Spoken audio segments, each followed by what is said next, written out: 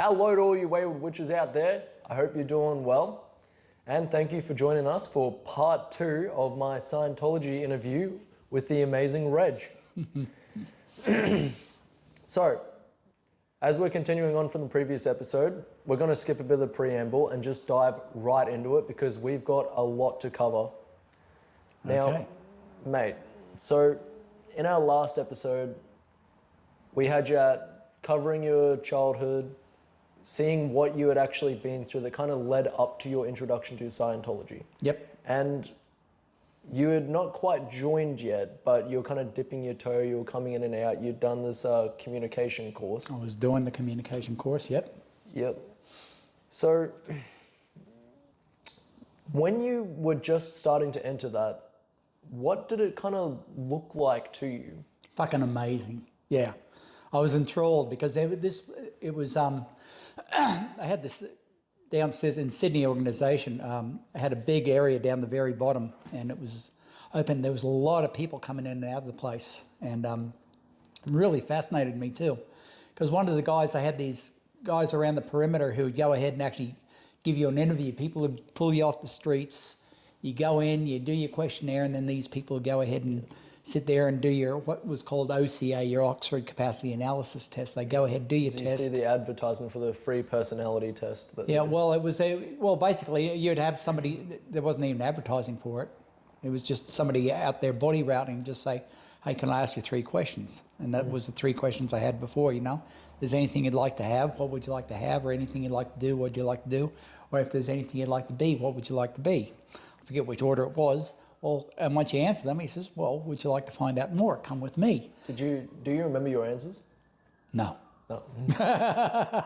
Well, what was it again? So what would you like to do? It was be, do, have. Yeah, it was what would you like to be, what would you like to do, what would you like to have? Yeah, I think that was, that's from recollection. Drug addict, drugs.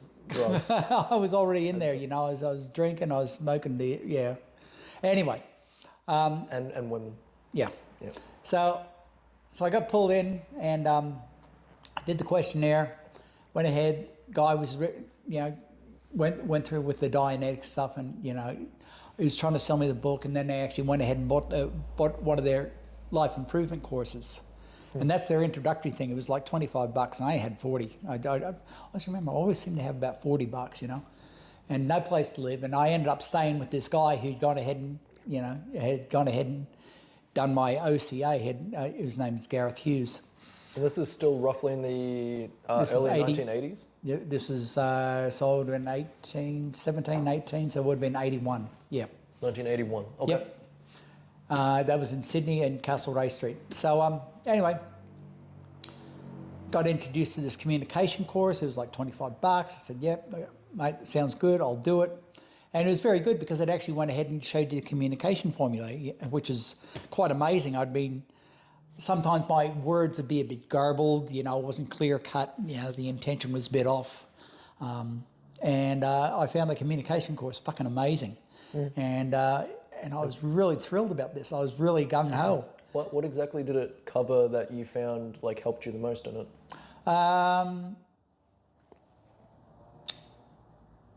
To be able to go ahead and actually get your communication across in how you would like, without, you've got the intention to get your communication across to somebody. Where mine was a bit wishy-washy, you'd say, you know, it wasn't clear cut, wasn't direct. You got to have a clear idea yourself, and you've also got to believe it yourself before you can then try and. Well, no, you don't go. I mean, that's breaking it down to the nth degree, but basically, it's just like you want to go ahead and make sure your communication arrives at somebody else, and they actually duplicate what you've just said. I want to have a pie, and you know, you make sure. Okay, so you want to have a pie. Yeah. So, you know, there's no, you know, not I want to have a pie. And that also works really great in the reverse for attentive listening. Yeah. And like someone is saying also, something, you repeat the last part of the sentence. Well, that's part of your communication formulas, That's you know. part of the communication formula. Yeah. And so, you know, I understand what somebody else has said, acknowledge him. And, the acknowledgements are always funny too because, well, actually, later on, there's a bigger course in there that you actually do called, it's the, the basic is a successful communication course. and then you do a professional TR course, which is quite. TRs is training routines. Professional training routines. So It's called that's professional kind of into teaching you how to start learning, kind of thing. Yeah, well, that's called the student hat. There's one called the student hat. Yeah, they have a course for virtually everything. Yes. But they start. And each course has a price tag. Yeah. Or if you join staff, you do it for free. But if you don't do your contract, if you don't finish your contract, you end up having to pay for those courses that you gone ahead and received while you're on staff. And so how long do the contracts potentially last? So there's 2.5 years and a 5-year contract, and you sign up for the 2.5 or 5 years. And I think I signed up for a 5-year contract because I was keen on going on to this technical training corps. They had a training, a bunch of people training from other organizations. They were in Sydney, and they were up on the top floor there, and they had this training organization. I went ahead and I wanted to get on that now, and so I did. I managed to go. That's a big commitment, though. What's that? 5 years? Yeah, but you think enter a 5-year contract for like free training, but so if you breach that contract that you've made with them, they like lump you with the whole thing. They'll invoice you for everything if you ever want to. Everything. Yeah. Because like when you've joined that, you're also living there, aren't you? No. That's a C organization. That's another. That's another. That's the next level up. Well, that would be the higher. That'd be the elite. That would be the. Yeah, that would be the clergy, the elite of Scientology, you know. Yeah, but here we're just talking about we're just talking about basic organizations. Yeah, you're run-of-the-mill Scientologist. Yeah, well, working on staff, you know, and basically you don't get really paid on staff, so you got to moonlight. You have a WOG job, is what they call it. WOG stands for Worthy Oriental Gentleman, is what the word actually stands for. Worthy Oriental Gentleman. Is what it was said in Scientology, but it was always used as a derogatory job, or a derogatory term. It's like, oh, what's your WOG job? It's just like, what do you do outside? Because it creates the us and them mentality Correct. very quick. Because it's like pro-vaxxer, anti-vaxxer. It's like, oh, are you a Scientologist or you're a WOG? Yeah. And WOG was also a derogatory term for Greek Australians growing up. Yeah, that's right. But that was beforehand. Yeah, that was written back in England or something. I don't know where it came from, but it's but he's very good with mixing up with words. He just takes words and just creates new meanings for them. Yeah. Yep. So anyway, yep. So anyway, I got on this technical training course that was upstairs, you know. Yep. And and you actually had to go ahead and you'd listen to these tapes. They were tapes back then, and then it was a bit garbled, so you'd have a hard time hearing them. But you always had to clear your words, and that was just like the important thing. And the first thing you learn when you're when you begin study is called the student hat, and the student hat is to teach you how to go ahead and be a student. You know, to look up misunderstood words. You know, if you feel a bit foggy or a little bit thing, you need some sort of material, some sort of mass to go ahead and actually some sort of physical object. So they get you to do. You could go ahead and use a demo kit, which would just be little representations of what you're trying. Demonstrations. No, you just have a normal kit with just bits and pieces, paper clips. Little thumb. Paper clips, marbles. Just little bits and pieces that you go ahead, little caps for pens or whatever you have, just bits and pieces that you go ahead and you'd actually do a demo. Well, okay, this is the car, this is the person hitting the car, they're driving up to the hill, and here's the hill, and so you demonstrate it. So it sort of gives you mass. It's just called lack of mass, so you give you mass. And if you don't quite get at that, you could go ahead and do what's called a clay table demonstration too, that gives you mass, So do you remember how much the student hat cost?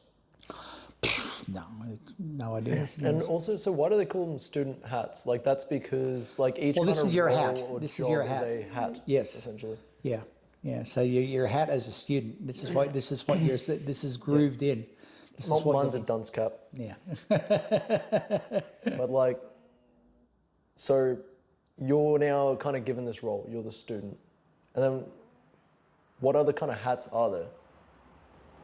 Well, it depends. Well, it depends what your post is inside the org, because they have a huge thing called an organization board, and there's people posted in different areas. You got Division 1, Division 2, different divisions, and they've all got their own terminology. This is where you get its own nomenclature, its own language in Scientology. And so everybody works in different divisions, and each division is supposed to do a certain thing. You know, like in Div 6, they look after the raw public, and that's what they call the raw meat. You know, coming in the doors, and their job is to go ahead and close them and get them on a basic course. And then you'll have other people from other divisions come down and see if they can go ahead and interest people into doing the purification rundown, which is supposed to be a detox, or, you know, go ahead and actually, you know, start that's one of the first things you do is usually the purification rundown. And that's just, you know, sweating it out in the sauna for, 4.5 hours a day. Yeah, and that's Straight. after they've pumped you with vitamins. Vitamins and niacin, yeah. Which a alleged thing that has happened was they were injecting people with too large dosages of niacin. Well, they don't inject, no. Not injecting, giving like large doses of niacin. Oh, you do. You go up to 5,000 milligrams, and you almost become immune to it. I know I was on 5,000, yeah. Yeah, that is dangerous. And I think people have died from it, I believe. Oh, I don't know about that. Allegedly. Yeah. But do you find like it's kind of like this counterintuitive duality to that though, of it's like you've started with, oh, this will make me a better communicator, but then they've immediately started giving you these different terms and languages and definitions of things. So it's like you immediately take step 1, I'm a better communicator, to step 2, I'm wearing my student hat and you're a wog. Like it's just immediately like now you're kind of going backwards in a way. Yeah, you become alienated because you think you're better than the outside people. You've got a special technology, you've got the tech. You've got the secret. Yeah. And no one else the secret does, sauce, you're the man. elite. Yeah, the secret sauce, man. That's it. But yeah, it's So you But it does, and yeah, the thing is that you're supposed to be humble, but you become so full of yourself, and that's just yeah. Well, the act of being this humble person who's saving the world is in itself a very kind of narcissistic thing. Correct. Yeah, very hubristic. You know, just you're full of shit. Yeah, it's amazing how it goes. You know, and you know, Scientologists do. There is a. I've noticed that even with my friends that are out, you know, there's still, even with myself too, I've even noticed there is a bit of an arrogance, you know, just like, well, you should be hanging out with me. You know, I'm special. It's a very slight undercurrent, you know, I've seen it from time to time, not all the time in Scientologists, but you'll see there's an arrogance to them, you know, that can... Do you think that is bred naturally or by design? Oh yeah, it's by design, definitely. By design? Yeah. Yeah, it just grooved in. It feeds itself, you know. You become a Scientologist, supposedly humble, but you're full of shit, you know. You're not humble, you know. Well, so you've now done the student hat, but you wouldn't officially call yourself a Scientologist. Well, when you start studying like that, you start realizing, hang on, I'm a Scientologist, you know, because you start thinking like one, you know. Yeah, because it's very broad, you know. You're covering so many. It's such a huge subject. I mean, you've seen the books. Yeah. Well, the technical books. I mean, just the red volumes, and the red volumes are the ones. That's what auditors use to go ahead and actually to counsel people, and you know, it's like, you know, it's this wide. Is how many? You know, I think it's 12 volumes plus 3 supplementary volumes. You know, and each book's like 400 or 500 pages. And every single one of those was written by LRH? Supposedly. L. Ron Hubbard? Yeah, supposedly. Do you think he might have had like a ghost writer? I think he had a little bit of help, and he'd just whack he'd put his name on just about anything, just as long as it seemed to make sense. Because a lot of stuff contradicts itself in Scientology, and you get very good at mental gymnastics in there, you know? Yeah. I didn't quite mean it like that. Yeah, he meant something else.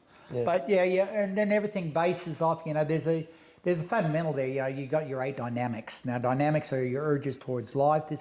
They love to, this is one thing I've realized, you know, it's that division, you know, just divide things up, silo these up. It's very materialistic. You know, it's supposed to be a spiritual thing, but it's very materialistic. And, you know. At this point, we're only like, you're learning how to be a better communicator and to be a better person. Yes. So now we're like kind of crossing into this, now it's supposed to be like it's coming into spiritualism. Well, okay. It's like, where does it make that divide? Okay, well, it's supposed to address you as a spiritual being, which is called a thetan, or a thetan, as some friends like to call it. He's a bloody thetan.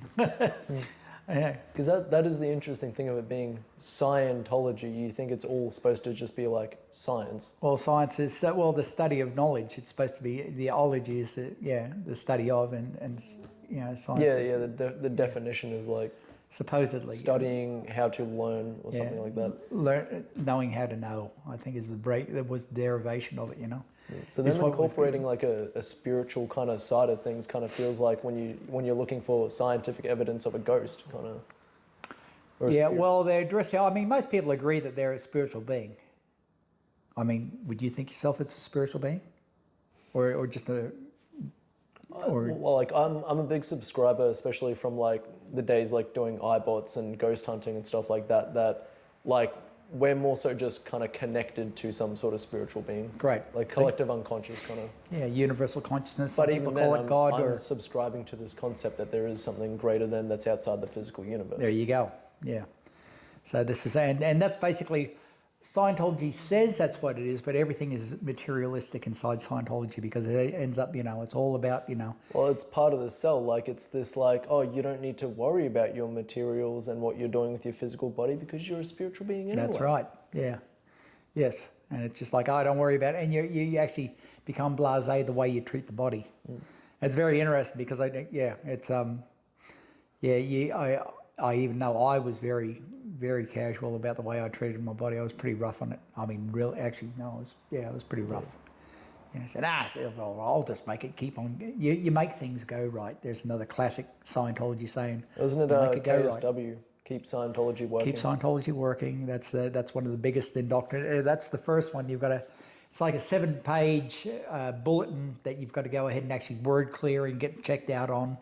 Because that's part of your student hat is to go ahead and get checked, make sure you understand what you've just read, and then you're able to demonstrate. And if you don't, you flunk it. You got to go back, reread it, find any misunderstood words and so forth, reread it, and get checked out again. And how exactly do they do that when you're like studying for your student hat? Yeah. Well, okay. Well, let's so say. Like, do you take a test at the end to prove your knowledge, or? Yes, you do. Yeah, you can go ahead and you can have one from another student, or you can have a supervisor check out. Yeah, they have supervisors inside the course room that are trained supervisors, and they'll go ahead and check you and word clear you. They can go ahead and use the E-meter, which is an artifact they like using in Scientology, and they can use that for word clearing. It does work. Yeah, as you say, it's a galvanometer. I mean, that's what they say on the outside. It's an experiential thing. You got to be on the end of it and actually see what comes up, or train with it too, and you can see what. And you'll see. I've seen people change. I believe there is some sort of there's a bit of grayness when it comes to the energy that we produce, and that is what that measures to an extent. Yes. Like I can't remember exactly what the documentary was, but it was that one about a guy trying to discover like the joy of life or something, and he took part in an experiment in a lab with mycelium, like mold spores and mushrooms, and sat there and proved that they will respond to the energy that you are physically putting out. That's right. So like there is some sort of basis for it, 100%. Well, there is. I mean, I always believe, it's in the plasma, it's in the ether, and we do communicate, telepathically to a certain degree. It's just how open you are to it. Yeah. And I find that you can do that with animals, you can do that with plants, But there's so many more ways to communicate than just your voice. That's correct. And our brain is designed to receive so much more than just sound. It's just an antenna, It just depends how well tuned in you are too. Yeah. And it's just, I always think of it as... Like say cats, for example, can tell when a storm's coming because of the electrostatic in the air. Yep. It affects their fur. Yep. Like that's fucking wild to me. Imagine like trying to be like, oh, this is crazy, thinking like, oh, we can communicate with electricity, and then your cat's going like, oh yeah, it's gonna rain in about an hour. But aren't we electromagnetic? I mean, how many people, I don't know if you've met, but I've met people who said, oh, my knee starts swelling up when there's a storm coming. When I know there's a storm coming, and guaranteed, they can pick up, people can pick up on this sort of shit, It just, I think it's something that's been latent. It's drilled out of us, through our programming and through schools, and that's through society. We're drilled into this materialistic, you got to go to work, got to get a job, got to go ahead and do these things, get your materialism. Unless you're rich.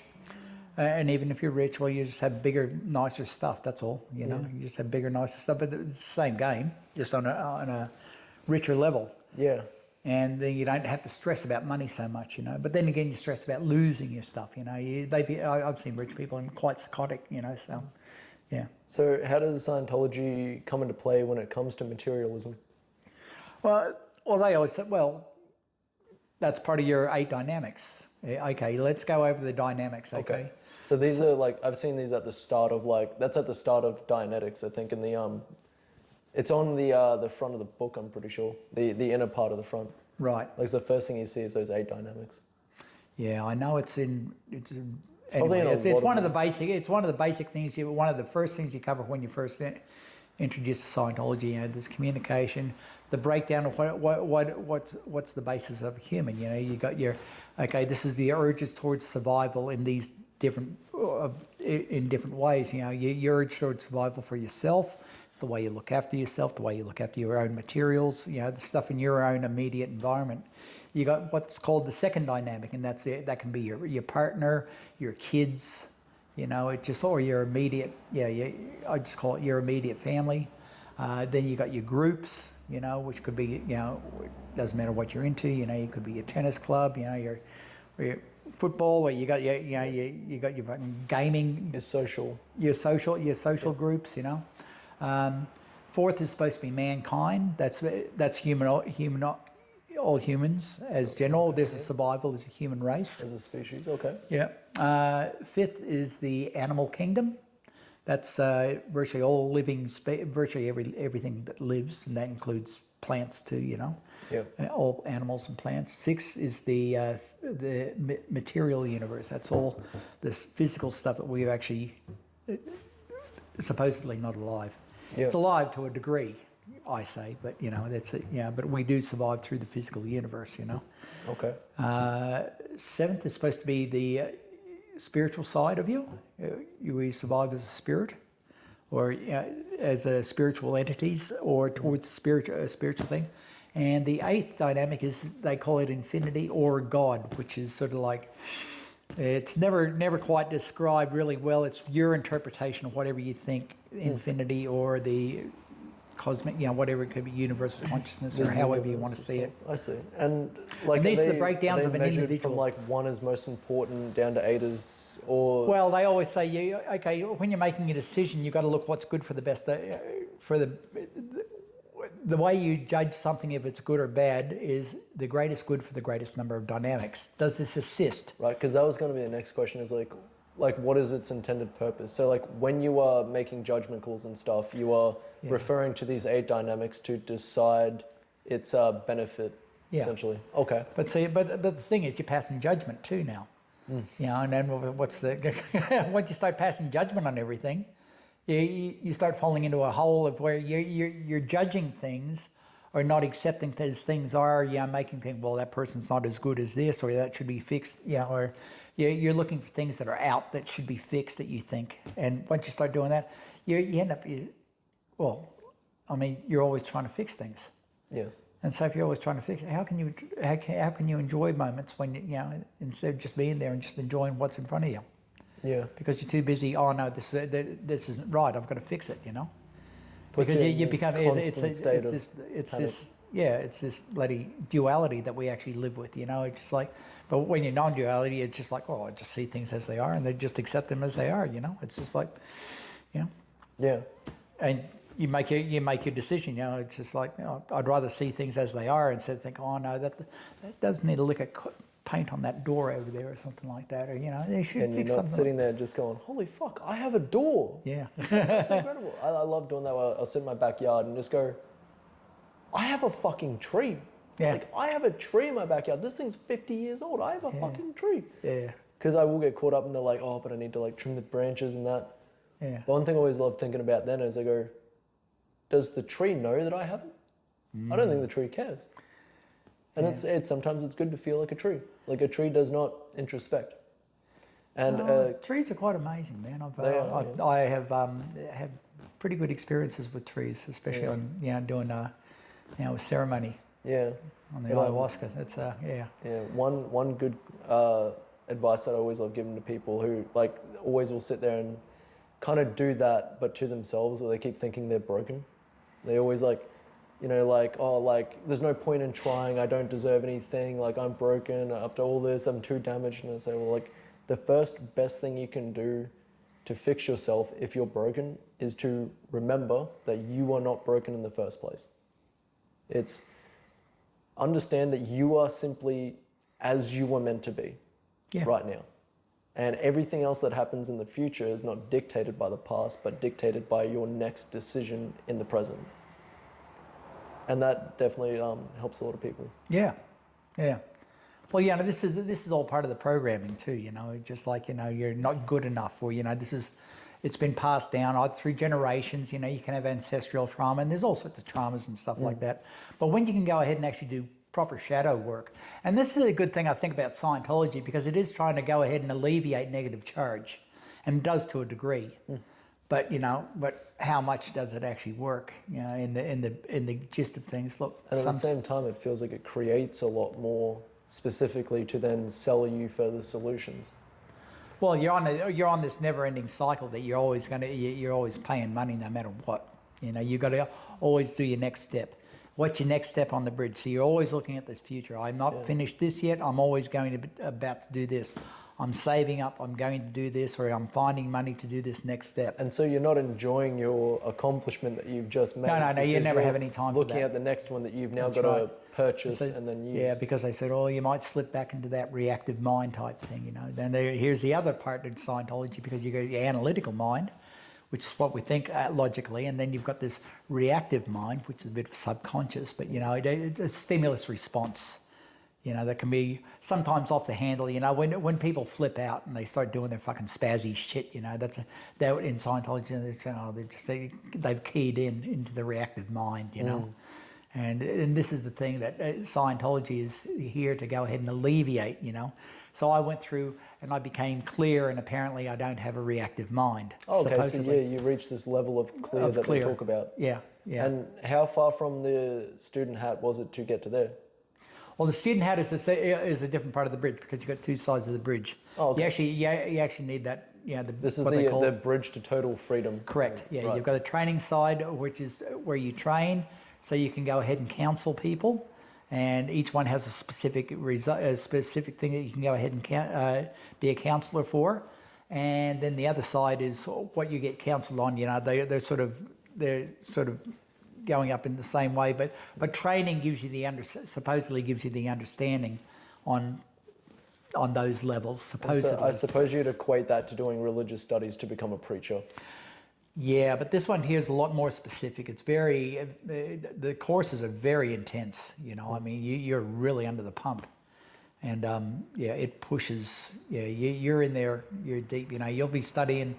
You know, I remember studying from 9 in the morning till 10 at night, and then if it's on, you know, and then they're always pushing for statistics. You know, this is the measurement. You know, production is the basis of morale, and you've got to keep your statistics up. You know, because everything's statistic based in Scientology. Production is the basis of morality. No, basis of morale, not morality. Oh, morale. Okay, morale. Yeah. So yes, we're producing. You can't say, yeah, morale is really high and everybody's sitting around doing nothing, you know, which I find is fucking hilarious, because, you know, I love to meditate nowadays. You know, which is, what are you doing? Nothing. It's just the most beautiful thing, you know. You're meditating, and what do you do when you meditate? Well, you're pretty much trying to do nothing, you know. Yeah, well, you see more when you stop looking. Yeah. You hear more when you stop listening. It's quite a powerful thing. Oh, it's fucking amazing, man. I love it. Yeah. And you obviously don't get a lot of time to meditate and introspect when you're studying full-time in Scientology. It's not allowed. You're not allowed to meditate in Scientology. So you're not allowed to kind of sit there and like think about things? Nope. You know, LRH said you can't meditate. You're not allowed to do yoga. You can't do meditation. It was a funny There's a lot of things you can't do that he says, yeah. Because you probably discover what you're doing is bullshit in Scientology. So, yeah. Well, that's exactly it. Have you, you know Star Wars? Yes. Right? So deep in the Star Wars lore, because I'm a bit of a sci-fi nerd, but one of the lore stories that they talk about is with Darth Vader. Yep. And like how like he was betrayed, he was turned into Darth Vader by Palpatine and manipulated and brainwashed by him. And one of the big things that Palpatine does to brainwash Darth Vader is he refuses to give him any of the latest technology for all his like cybernetics. Okay. That's why you always see he's walking around, he's all clunky, and the movie reason was because the cowl that he was wearing was too heavy to raise his hands up over his head. Okay. So that's why his movements are like that. But the law reason was that Palpatine purposely kept all his technology obsolete so that he'd be constantly in pain and wouldn't have a chance to have any clarity in mind to actually think about the manipulation and the brainwashing that Palpatine had put him through. There you go. So it's kind of this interesting. That's very duality. similar. That's very similar. Keep you busy so you don't have time to think about. That's right. Maybe this is wrong. And that's the whole thing about Scientology. It just keeps you on keep dangling that stick of the next training course that's going to give next you training the course, answer. the next thing you need to do, the next thing you go and help out with, or something like that. You know, just like always keep you on the move. Yep.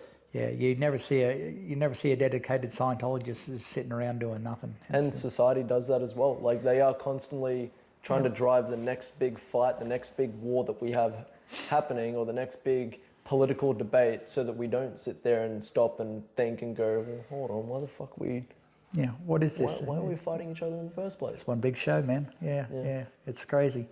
Yes, yeah.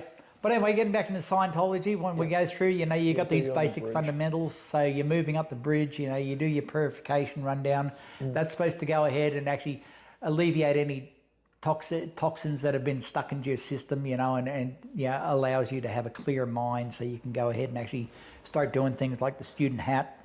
So, I would have done my purif and then I've done the student hat. Actually, I did it reverse at the very beginning, but then all up, I've done 5 purification rundowns in Scientology. They keep on saying, Red, you've been a bad boy. You got to go back and do your purif again. So that's, and that's just you just sit out in the sauna. Hence why I like doing my sauna downstairs all the time too. Well, like saunas are good for you. Yeah, they just do it. But they recommend you only do them for about 40 minutes to an hour. Yeah, that's right. Like you're talking about 4.5 hours. 4.5 hours. Yeah, it's a 5-hour program. You do 20 to 30 minutes of exercise first off to get yourself warmed up, and then you sit in the sauna for the next 4.5 hours. So you also do a preheating before you get roasted for 4 hours. 4.5 hours. 4.5 hours. Yeah, and I've seen people spend months on those things too.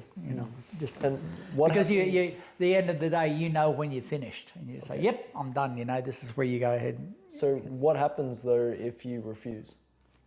Refuse what? To go into the sauna and do the purification rundown. Well, you've got to pay for it. You're getting up to all of this, and then you say like, "Oh, well, you can't move anywhere on the bridge. Good. You can't do anything on the bridge." So then you're stuck. Yeah. You can't move up. Nope. And then, do they let you just kind of stay there, or like, does that mean like what are you going to do? Pass through and you be might like, join staff? You're always less than because you didn't want to do this. It just doesn't happen. Everybody does the purif. Everyone does it. Yep. I've seen kids do it. I saw a 6-year-old kid do it, and I remember pushing. Yeah. A 6-year-old kid going into a sauna for 4.5 hours. Yeah. A 6-year-old. Yep. Fuck, man. It's just like. So this is a perfectly legitimate religion, right?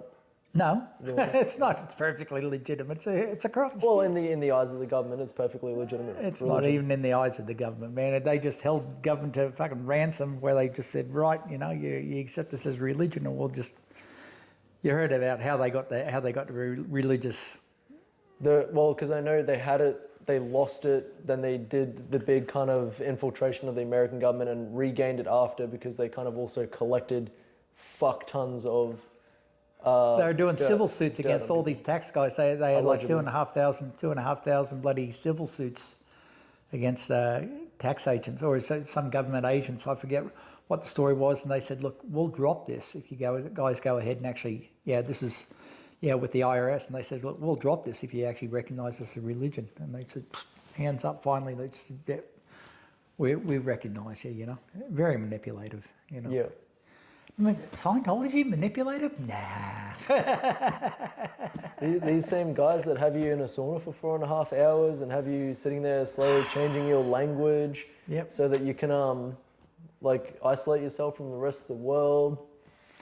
Well, you're actually part of the world, but you still have this concept that you're one up on above me. everybody else. You know, there's, you know, you're It's not my world. I'm just living in it. yeah.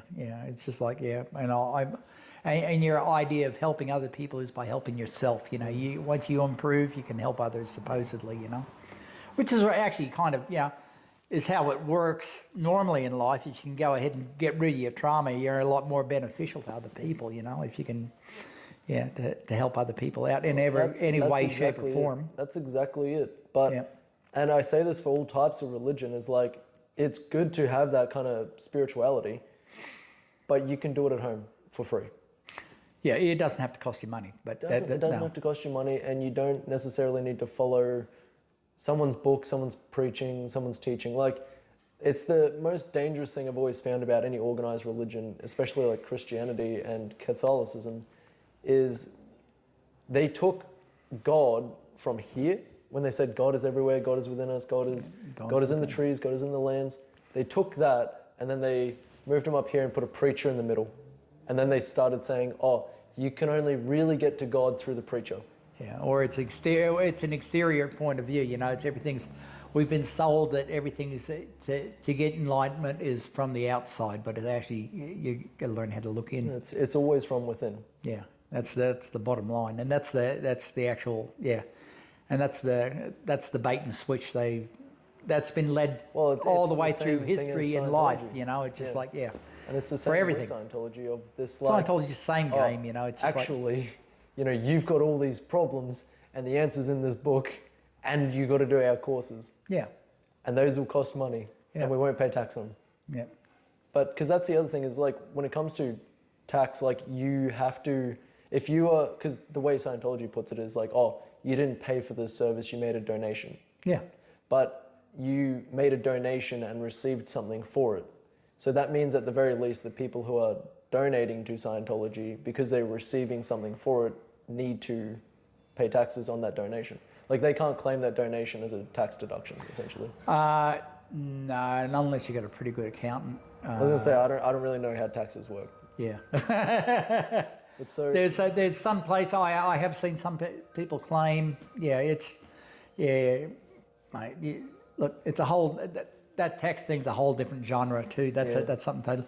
Look, don't even worry about the tax exempt status. It just means Scientology just doesn't pay taxes. That's all. Yeah. That's the business simple. itself. Well, not not business. The religion itself doesn't pay taxes. Business, yeah. But so you have reached a state of clear now, and like, do you? Okay, there's a lot of water under the bridge because I only went clear. When was it? Shit. Yeah, like, how many years were you in before you reached clear? Well, see, I went because I was back there in '81. Then I dropped out. Then I went back to just drinking and doing drugs. And then I think back in another 5 years, like '86, I touched bases a little bit, then bailed again, and then it's been a touch and go. I've gone through some hectic shit, and everything fucking went tits up, and I said, I've got to get back into Scientology. Okay. And so, I'll go ahead and touch bases again with it and just be around for a couple of months or whatever, and then bail again. Because like it was a supportive group for you. Yeah. Like they were a support network. There was like, you sit there and you clean up what's called overts and withholds. This is another key element is, relieving yourself of the traumas, which is the unethical things that you've done. And that's overts, things that you've done wrong against others, or, things that you've withheld from other, Anyway, that's another whole kettle of fish. There's a lot of points in Scientology. It's very technical, if you look at it, it just seems like, you listen to a couple of Scientologists talk, man, and especially in the language, it's a whole different language, What the fuck are you talking about? It is, like, it's the interesting thing. Well, you'd see that when I talk with my friends. But in a different language. That's right. It's wild. Right. And it's by design. Yeah, that's right. So it's just another language, But you see that with engineers too, or chemists, they talk in their own language, Yeah, that's exactly it. And so, everything's got its own little cultish, it can be very cultish, and Scientology is very cultish, so. So there was a lot of water under the bridge, so, like I said, from 18, I've been back and forth. It's sort of like from 18 to 30, probably dropped bases probably 2 or 3 times with Scientology, and then around the age of 30, same thing. Everything was going tits up. That was back around 92. Yeah, I'd come back from the States. It was 92, and they're starting to renovate the advanced org down in Sydney. Oh, yep. And I got pulled in on that, and so I was like, so what was that? I was about 29, 30. Would you say the feeling of those groups in hindsight, like coming back and forth, did it feel like they were kind of love bombing you? Did like make you want to stay, or do you just feel like it was a genuinely like positive place to be around? Yeah, well, I could say I fixed myself up, because every time I was at my worst in life, it's just like I either had trouble with usually it was trouble with the law, or there's some sort of shit that had gone down, got busted, and whatever it was, I was going on a fucking big bender, for months or whatever it is, and I was just like, fuck man, I'm really fucking myself up, So, so every time I got into Scientology, I seemed to clean myself up. So that was always the benefit. But it wasn't until I went ahead and helped them out, and what was happening down in Sydney was that they were doing this renovations of this advanced organization. Okay. And they were giving, and you actually worked for these training awards. So you could go ahead and actually, all your time that you spent there would actually go towards, you could pay for, that actually paid for your training if you wanted to go ahead and do training. So I don't know, I saved up fucking 20 grand's worth of training or something like that, $20,000. Yeah, which is that, but see, that's their exchange. I can go ahead and actually, I can use those training awards to do training itself, instead of paying for the courses. I still have to buy my materials, but, the courses would be paid for, through that, which I did, yeah. And that's still before reaching clear? Yes, yeah. So like how much would you say at that point you had invested already? Like, so you got the $20,000. Well, that was just for training. That was prepaying for all this extra training. Yeah, and I could only do that at the AO. I don't even think I only used a portion of that, because I ended up going back over to the Class 5 organization, and the training I did there, I ended up having to pay for it because I left staff. It was like 12 or 14 grand I had to pay for that. But I don't know how much money I spent. I spent over the years a lot, Yeah. I don't know. Okay. 100 grand? I don't know. 100 grand? I'm guessing. Just roughly.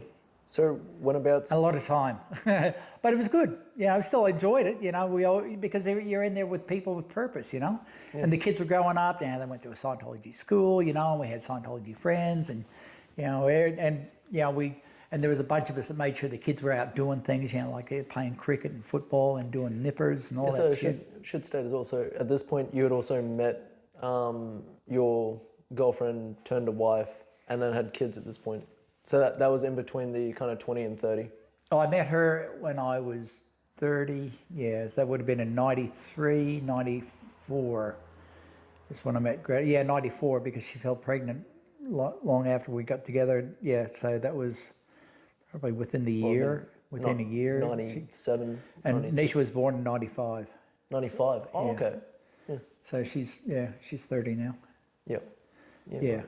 Yeah. So okay. So you've and you met her outside of Scientology. Yeah. Well, I was working. I was doing the office relocations, and the office relocations. Yeah, I was working for. That was my my main hustle was I was working on United office relocations, and so what we do on the weekends is move offices, but you do it in high rises or big companies, and we actually had backpackers. That you'd have a crew of backpackers. They always seemed to be the easiest ones to employ, and also Scientologists too seemed to work there because they had, you needed to get money to survive, and so you go out and work on the weekend, and there'd be a lot of hours, like on a weekend you could work 30 or 40 hours on a weekend. Which is wild because also during the week, as you were saying, you're like studying full time. Full time, that's right. So you're doing like... Or you're on staff full time, Was it 9 a.m. to 10 p.m. studying Scientology on the weekdays? No. That's it. No, you could. You could do up to that. Yeah, but my normal schedule is like 9 till 6.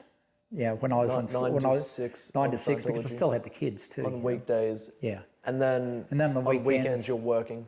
Yeah. Once I had my own business, once I had the jumping castle business, I used to go out and deliver the jumping castles. Yeah, because you've had a lot of interesting, like you've been very ambitious when it comes to like businesses. Like you've had the jumping castle business. I'm hungry. I like to make money. You had to pay for fucking Scientology, so you got to work out how you're going to make the money. You got to keep it working. Yeah. And so you also, like, I remember you telling me a story about how you at one point was a body removalist as well.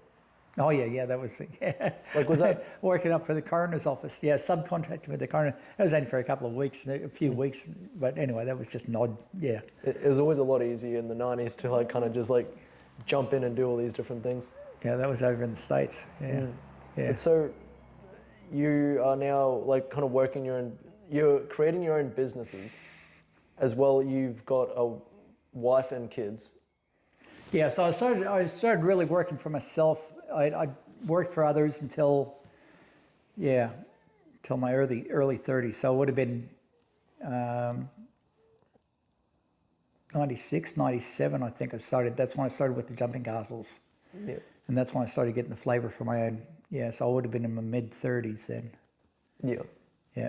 And you're still in and out of Scientology at this point. Oh, I'm still in Scientology. Yeah, I was on staff for a couple of years, 2 or 3 years. Oh, at this point, like when you've when Greta went overseas, with the kids. Okay. Sorry. So when you say on staff, So, yeah, that's when you sign a contract. when you've at this point also officially signed up for 2.5 years or 5 years. Yeah, I did the 5 years. Yeah. So you just straight up went, yep, I'm doing this for 5 years. It's the best thing in the world. Well, I was on study anyway, and Greta had gone over to Flag. That's in Clearwater.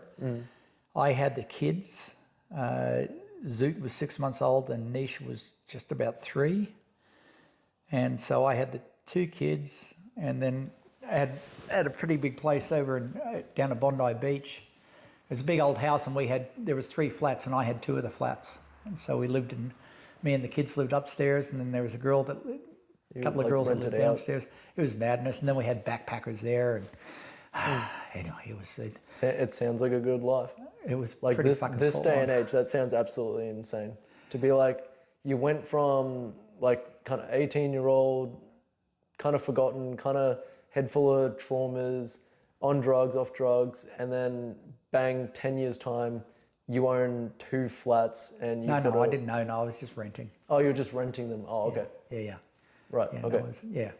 I was just renting a place. Yeah. But to pay for the rent, we got in roommates, and then they ended up, the backpackers were the better deal. They were easier to handle than Scientologists. Scientologists always seem to assert themselves and saying, "Oh, we want this." I said, "Well, it's my place. It's my name on the lease." But anyway, it was. Wait. So what was Scientology wanting? No. When you'd have a Scientologist as a roommate, they sort of I found them rather pushy. awkward. They're not the easiest people to share houses with, especially if your name's on the lease. And they like to say, "Well, but it's my right to do this or have a TV in the place," or whatever it was, because I actually had a no TV. Used to have a no TV rule. I just said, "No, don't want TVs in the house," just fucking waste of time, waste of money, waste of life. Go down the fucking beach. We lived 5 minutes from the fucking beach, man. So that was the playground. The world's the best show you could watch. Yep. So anyway, but we're jumping around. I mean, the thing is, the basics was, at 18 I got in, and then I was back and forth in Scientology for a few, over the years, and in different organisations from Sydney to Melbourne to Brisbane, even over in the States, and then it was pretty much in the early 90s, and my ma actually gave me seed money to go into Scientology because I'd just been busted for weed or something like that, growing weed. And she said, "What do you really need?" I said, "Look, I just want to get back into Scientology." So she fronted up $1,500 so I could start Scientology. Went to do the Purif, and it turned out I was too far. They just said, "Nah, we're not going to let you do that. You can do the training, but you can't do the purification You're rundown." just too fucked up. You can't be exactly. purified. You're too corrupted. Yeah. You've got to do. You're a bit of a unit, And so so you had to write up lines, to go ahead and see if I could go ahead and that was an ongoing process. And during that time is when I met Greta, Right. And then. And Greta wasn't a Scientologist, No, she was but just she became a Scientologist. Yeah, which is hilarious. Yeah, she ended up doing 10 years on staff. Yeah. Well, I was going to say, because you can't, it's kind of similar to like a Muslim religion where you can't exactly be dating a Scientologist and not be a Scientologist yourself, because it's pretty tricky. I mean, I'm sorry, I have seen it. Well, you don't want to save the world? Yeah, I've seen relationships that have been like that, but they're very odd, very few. Well, it'd be very hard. It'd be very hard, because like same with all religions, you're sitting there telling yourself, I'm trying to save the world. So if anyone else is saying they don't want to save the world, they're inherently a bad person, or I guess a wog. Yeah, well, yeah, or the person just isn't enlightened. They're just not. They're it's not not bad. They don't. They don't get the secret. Yeah, it's not so much bad, but it's but yeah. Anyway, when I first met Greta, we were still out doing all sorts of weird and wonderful things. Still having plenty of adventures. But I got my okay to go ahead and do the purification rundown, and that was and then for a second time. Yeah, that's right. Yeah, because I've done Yeah. Yep. Yeah, that's right. So anyway, I got okay that I could go ahead, which is I could receive counselling. So anyway, and you've got to do the purification rundown first anyway. So it was like I was okay, and we're about to go off on this big scuba diving trip. We'd already done skydiving and stuff, and we're about to do the scuba diving trip. And anyway, I got pulled into the advanced org over in Glebe, and Greta came with me, and it's just like, dude, what the fuck are you doing? You've got this opportunity, this brilliant opportunity to do your Scientology, and you want to go off and fucking scuba dive? What are you, insane? And I was like, oh, fuck, because you haven't been able to do Scientology for the last couple of years, or since you've been back on. Yeah, what is it, 3, I forget what it was, 3 or 4 years, and you haven't been able to do Scientology, and here's your chance, you can do it. And you want to fuck off and do scuba dive? What are you, insane? Again, it's like what you want to go scuba diving instead of saving the world. Yeah, exactly. Instead of saving yourself, it's like, okay. And I imagine that concept to them has got to be mind blowing. It's got to be stupid. What's that? That concept to them has got to be mind blowing. Like when they're trying to say that to themselves, like, I couldn't imagine going scuba diving right now. I've got too much Scientology to do. That's right. Because you've only got this brief moment in time is one thing that Ellerate says, and don't you waste it, Make the most out of what you can get.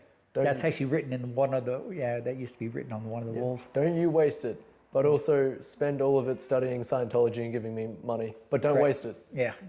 I know. Beautiful contradiction. But it's sort of funny because it's always the duality. Because Greta was just very green. She just like, we'd just been up to Queensland. We'd done the Liberty Festival, been up to Harvey Bay on the mate's boat. Then we went skydiving, and so it was all these adventures. And she was only, got to remember, she was almost 10 years younger than me too. So she was, and it was just like, I was still doing adventures and stuff like that. And it's just like, oh, you want to do Scientology? It's just like, and anyway, when I said yes, she got so dirty. She walked out of the AO, and this is in Glebe, and she ended up walking back to Bondi, which is a couple of hours walk anyway, And, we'll throw a little extra allegedly on that, just for the sake of it. And at the end of it, she couldn't fucking believe it. And she said, "Oh, fuck it, if you're going to do it, I'll do it too." This is doing the purification rundown. So we actually started instead of going scuba diving, we ended up paying for the purification rundown. Oh, really? And we started, and 4 days into it, she wasn't feeling right, and she got a test, and it turned out she was pregnant with Nisha. Shit. Yeah. And they've just put, her in the sauna for 4.5 hours. So she couldn't do the purif. Oh, okay. So she didn't end up doing it. Okay. Yeah. So she was only into it like 3 or 4 days, and then saying, "Hang on, something's not right." And she got tested and turned out she was pregnant, with Nisha. So it's just like, oh shit. So I ended up doing the purif, and then and she did a course, which is or an auditing action, which is a pregnancy rundown, where you sort of realise you're going to have a baby, whatever it is. They have a course on pregnancy. Oh yeah. But tell you what, she ended up bloody quite she was quite keen. She was did pretty well with the pregnancy. And as you could see, that the way the kids turned out. Because I have heard.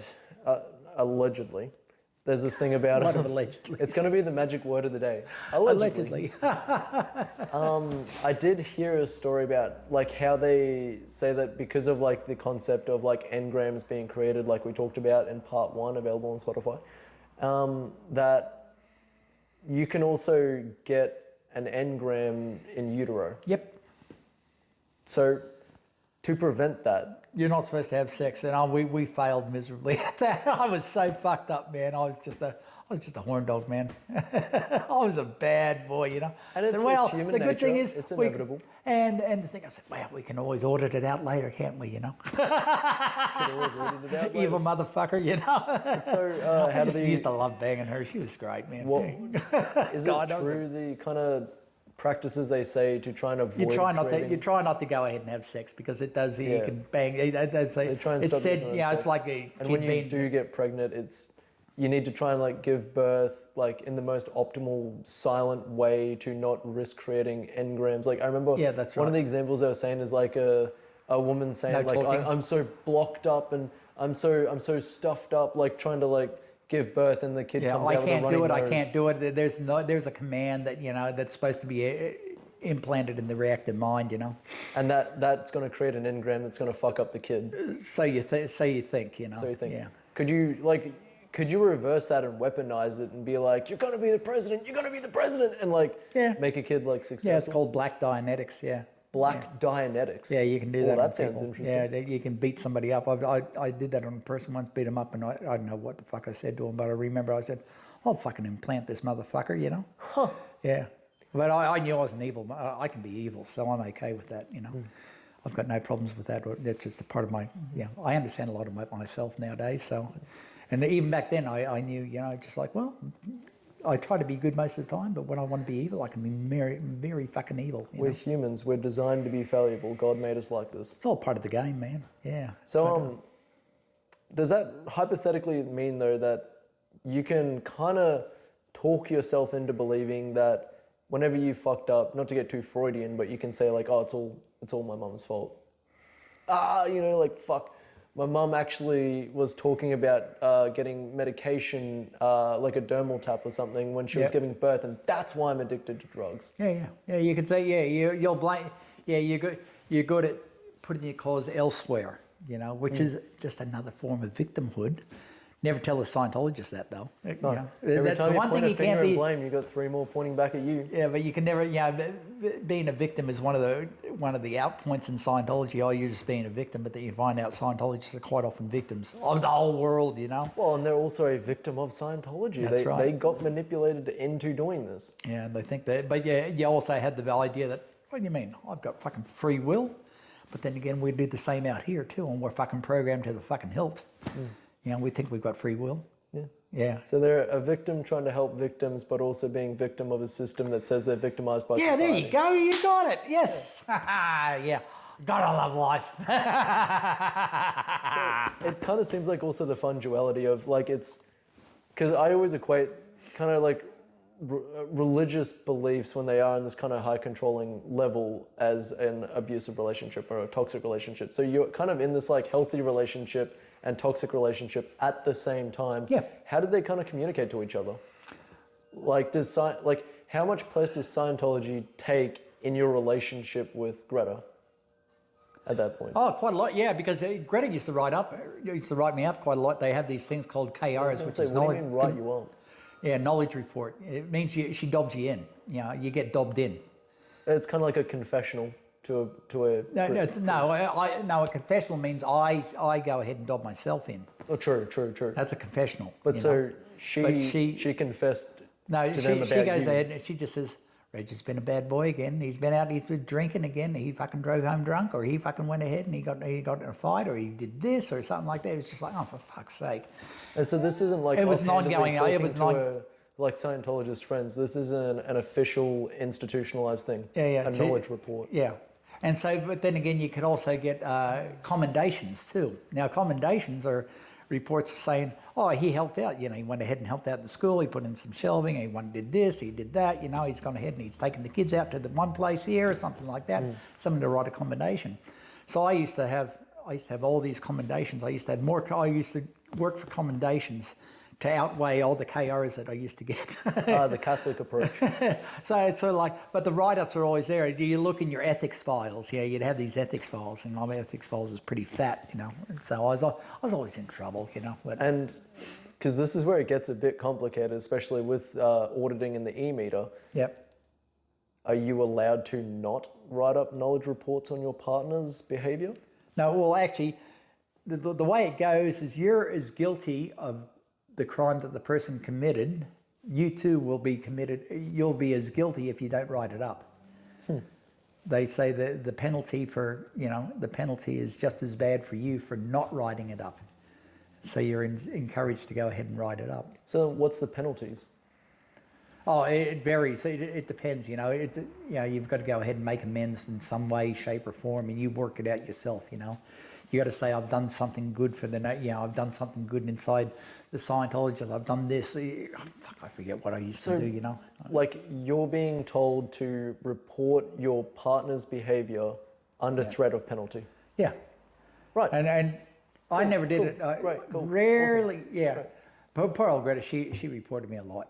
But then again, I was a rat. Well, bag it was too. her job. She didn't want to get... I mean, didn't want to imagine she's dating you. You're doing all this crazy shit and she's sitting there going, oh, fuck, I'm going to get in trouble for that. So you imagine what it was like when the kids came up here, after Nisha's wedding. During our part 3 section, yes. But We won't go too hard into it, but yes.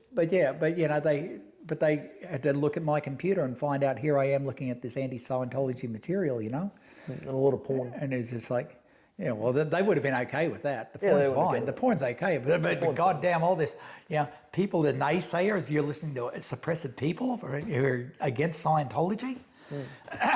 That's the stuff the kids would have written up, So Yeah, so also it's not just your partner, but you have to write up knowledge reports on what your kids have done. Your kids have to write up knowledge reports on what you've done. It's a tattletale thing, and I mean... Well, it's also thought policing.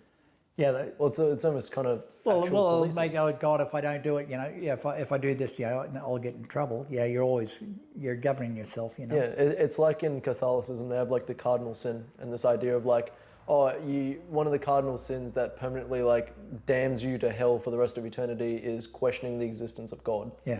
There you go. And you could have a 5-year-old sitting there going like, oh, well, actually, I saw this thing on TV. Like, what if maybe God's not? Well, you're in hell forever. Yeah, done. You're fucked. Yeah. Done. Over. And in that sense, it's kind of stupid because once you've been permanently damned to hell, what's the point in trying? Yeah. You're already fucked. And then is it going to stick on a 5-year-old? I don't think so. They just think, well, that's a 5-year-old being 5-year-olds. It's a fallacy. It creates a fallacy. But so coming from an adult, yeah, you could.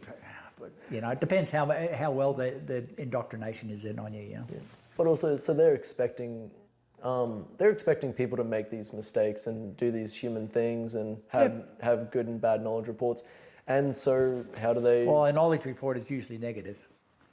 A commendation is a positive thing. A commendation is is the positive one. The knowledge report is the one that Reggie was a bad boy again. You've been out doing other shit, And you're sitting there going, if I don't say this, I'm gonna get in trouble when it comes out. But then how does it? That's an individual's choice too, because I don't think very rare did I ever write a KR on anybody. But I know I fucking received a lot though. But I got a lot of commendations too. But I was always helping out because I had my own furniture business. I used to go ahead and have the work truck and I'd donate furniture and I'd go ahead and do big, that's right. And they always had paper, fucking insane amounts of paper, and they always had to go down to security, get security dumped.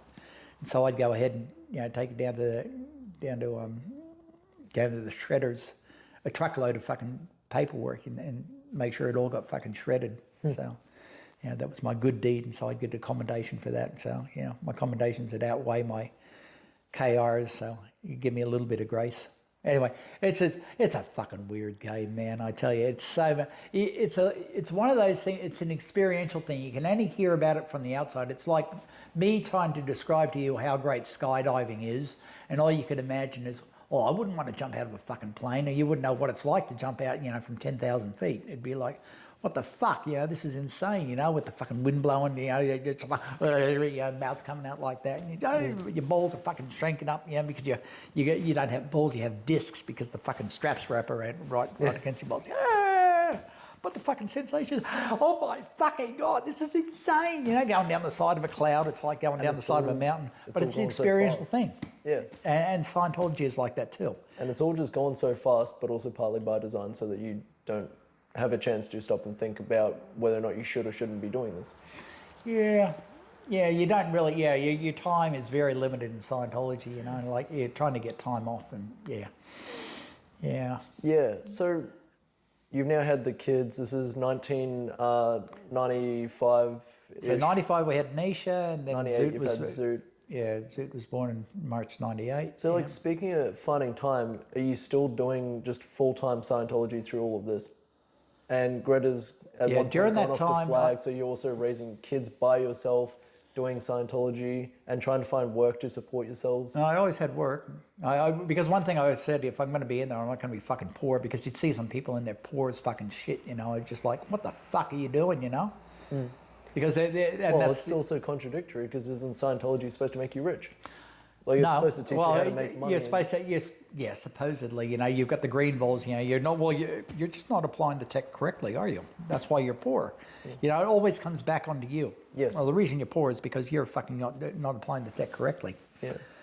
Well, speaking of tech, why don't we start to get into your experiences with this e-meter and auditing and things like that? Okay. Because that kind of does blend well into so you got the knowledge reports, and then these knowledge reports are also things that are coming up during auditing sessions. So what exactly is an auditing session? An auditing session, you're sitting down with an auditor, which is a person who's trained to go ahead and deliver Scientology processing. And there's hundreds of processes you can do in Scientology, but it's all gradated, from the very beginning all the way up, all the way through to clear, and then you do your OT levels. Right, so this whole time you're getting audited? No. When does it start? Like, is that to achieve clear? Is that after you become clear? No, you start auditing for the very, it depends where you are on the grade chart. You've got to look at that, that bridge at each level that you can go through. The Hubbard chart of human evaluation and dynamic processing. No, this is the bridge to total freedom. Because you got one side where you're training, you got one side where you're processing. Yep. And so that's where the purification, the purification is still on the baseline for both of those, but then you can go up on the training side, and then you can go up on the processing side. That's the processing side. But each grade that you go through, you alleviate a certain amount of stuff. When you can freedom from upsets, the ability to freedom from miscommunication or ability to communicate, freedom from misdeeds, false identities too. You can wear other people's identities unknowingly. You discover them, and then you sort of shove them off. I'm trying to remember it. I don't. It's a lot. It's like literally a library of information. Mate, it's a fucking library. Yeah, 100%. Yeah. So you end up with some of those books. I've got like a fraction of it, and that's still like easily filling a bookshelf. Yeah. But so with auditing itself. Yeah. Now, what is the process? So basically, you sit down in front of an auditor. Okay, they've got an e-meter. They'll check you. Are you well fed? Are you well rested? And put you on with these e-meter cans, and they go ahead and do a squeeze test. So they go ahead and calibrate the meter so it responds to whatever you think, and it does respond on thought. I don't care. People say it's galvanometer, and I said, mate, what the fuck? Yeah, like a Wheatstone bridge. Yeah, and which is kind of there's a certain amount of the same technology as it. Yes, but it still reads on thought, man. I know what I've seen, and I know what I've watched it. You can do track dating, for millions of years, and you can get it down to exact seconds. I've done that before too. Yep. And you can find it with the meter. You're hunting. And that's what it does. It helps you. You're looking for. There's like 28 different reads that you become familiar with. This is needle movements. Okay. And you become familiar with that when you're a trained auditor, and you know what you're looking for. And a person will think of something. You'll see a certain. You're holding the cans and You're right holding in the cans. cans and This needle's going to move up no, and you're down. holding the cans, okay, and the person that's auditing you has got the meter in front of them. They're looking at the dial. Oh, yeah. So you do not don't see, actually see what the thing's doing. You have no idea. And they're then asking you questions and They seeing will how ask the you a needle will question and react. and that's got a certain reaction. And that reaction is called a read. Yeah, Right. correct. Yeah, Right. and so you see the reaction, and they say, right, what was that?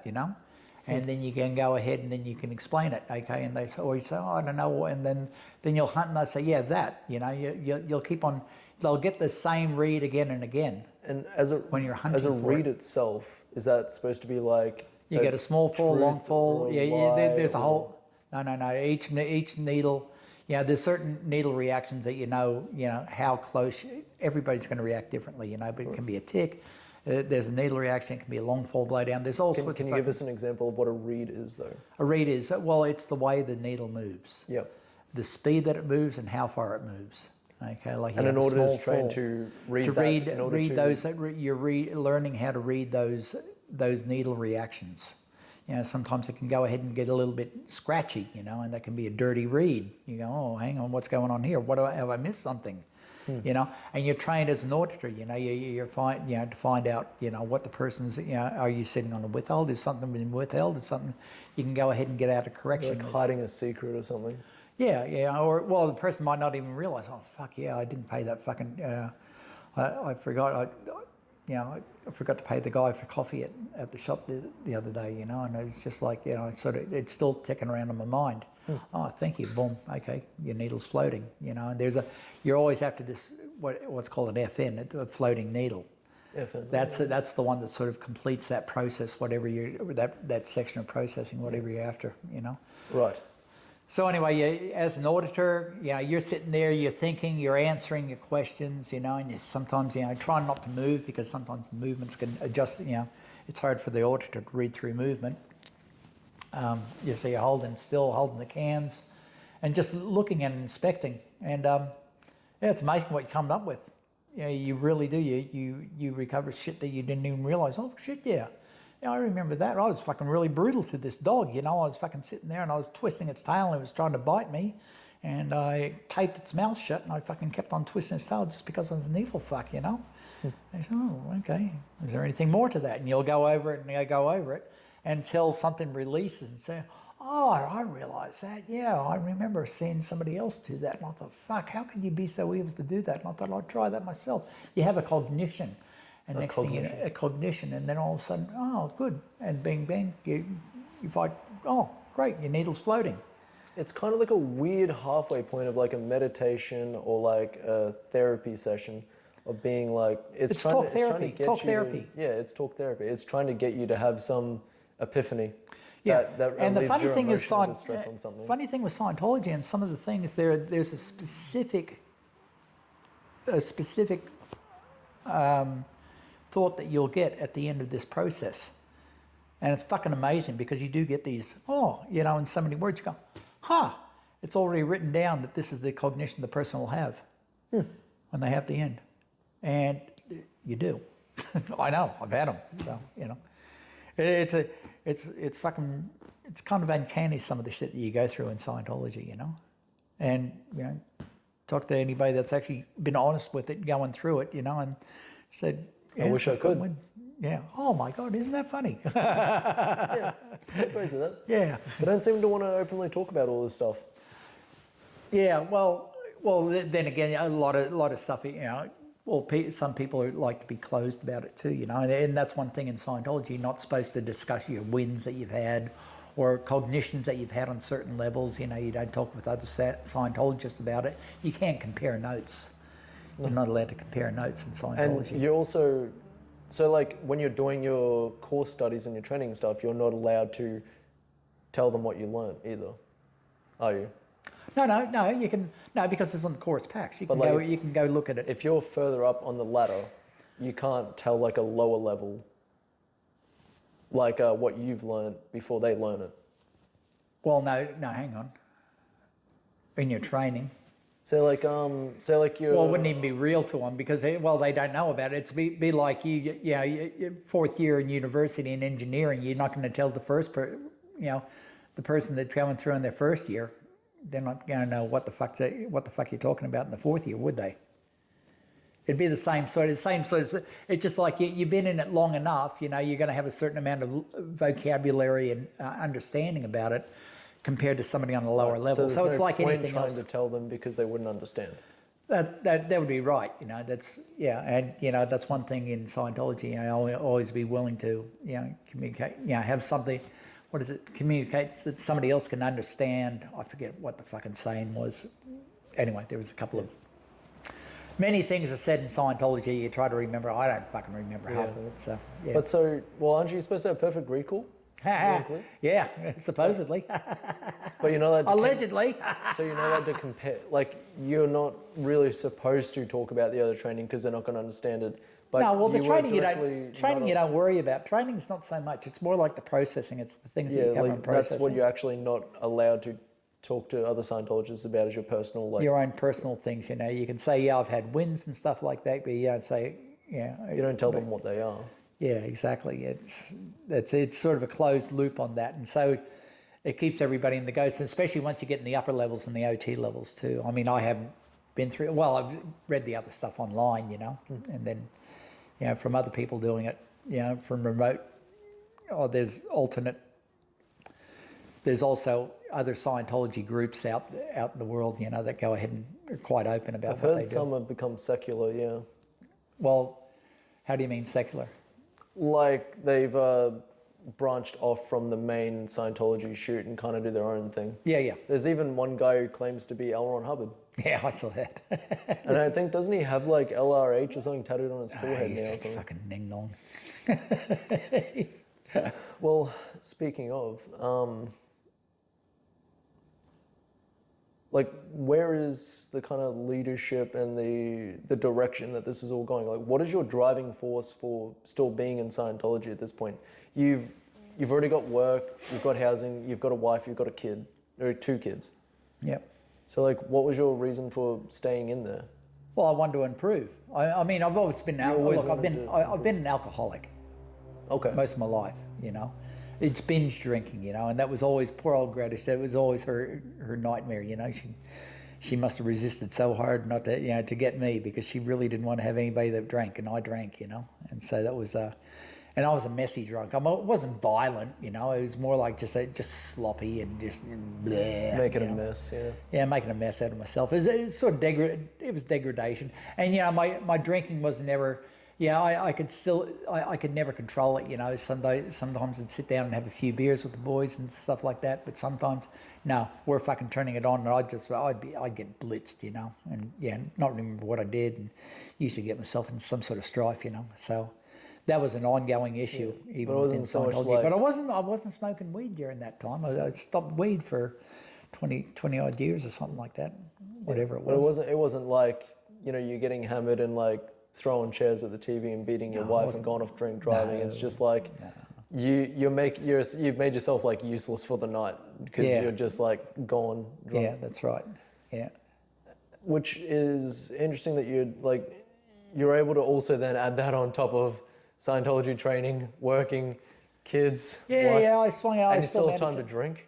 Well, high energy. You just like you've got purpose in life, and and with when I was doing the office relocations, there are high hours. Quite often we were doing 60 to 80 hours a week when I was working in there full time, and then I'd reduce it. I sort of had a bit of a magic spot, where I was saving extra hours up at work, and then I'd take 2 weeks off and do Scientology, and use those. Say I'd use 40 hours. I'd take a pay cut. I'd take pay for. Let's say I did a 70-hour week. I'd take pay for 40 hours, and I'd bank those 30 hours for a couple of bank it for 2 or 3 weeks, and then I'd go in for a couple of weeks and do some Scientology training and use those hours to continue my pay. Work was allowing me to sort of creating like a paid holiday.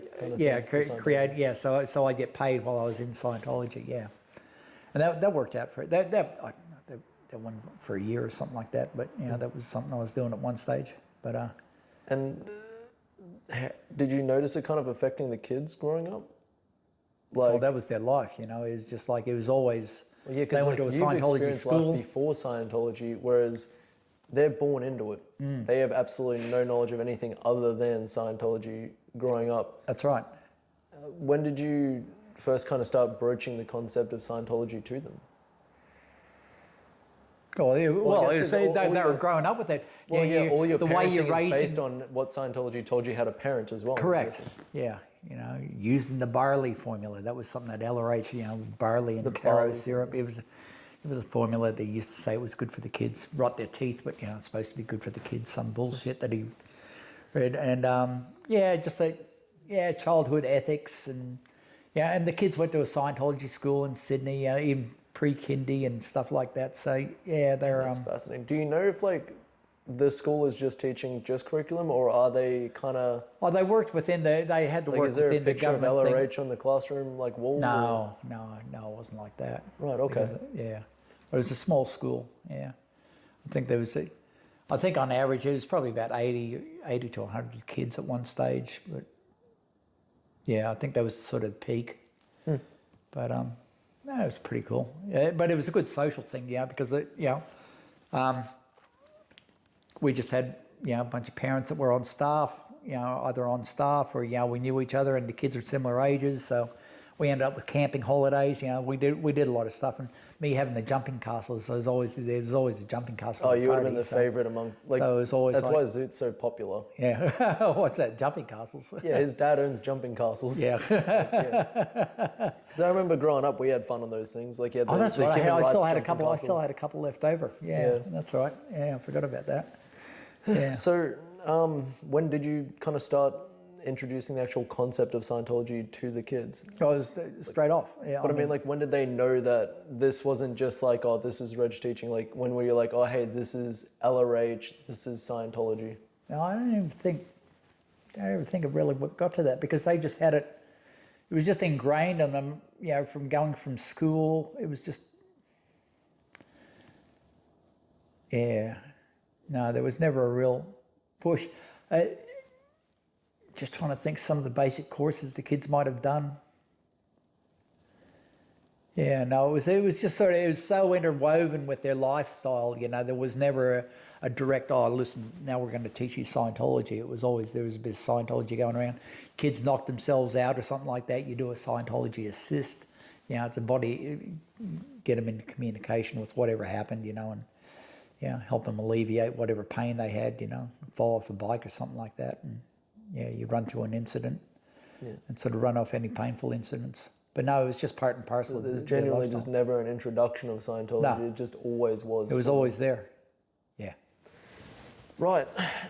So during your like tenure in Scientology, coming into like raising your kids, were you going like even harder into Scientology, or were you kind of pulling away to make time for them?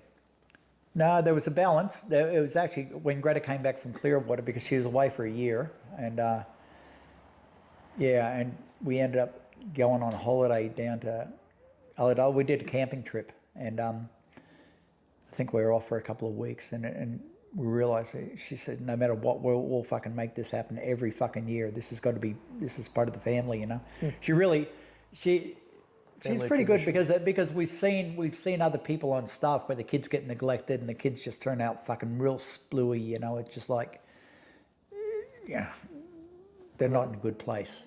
How's that even possible in Scientology though? Well, they're not getting looked after. They're firing because the parents are so dedicated to staff.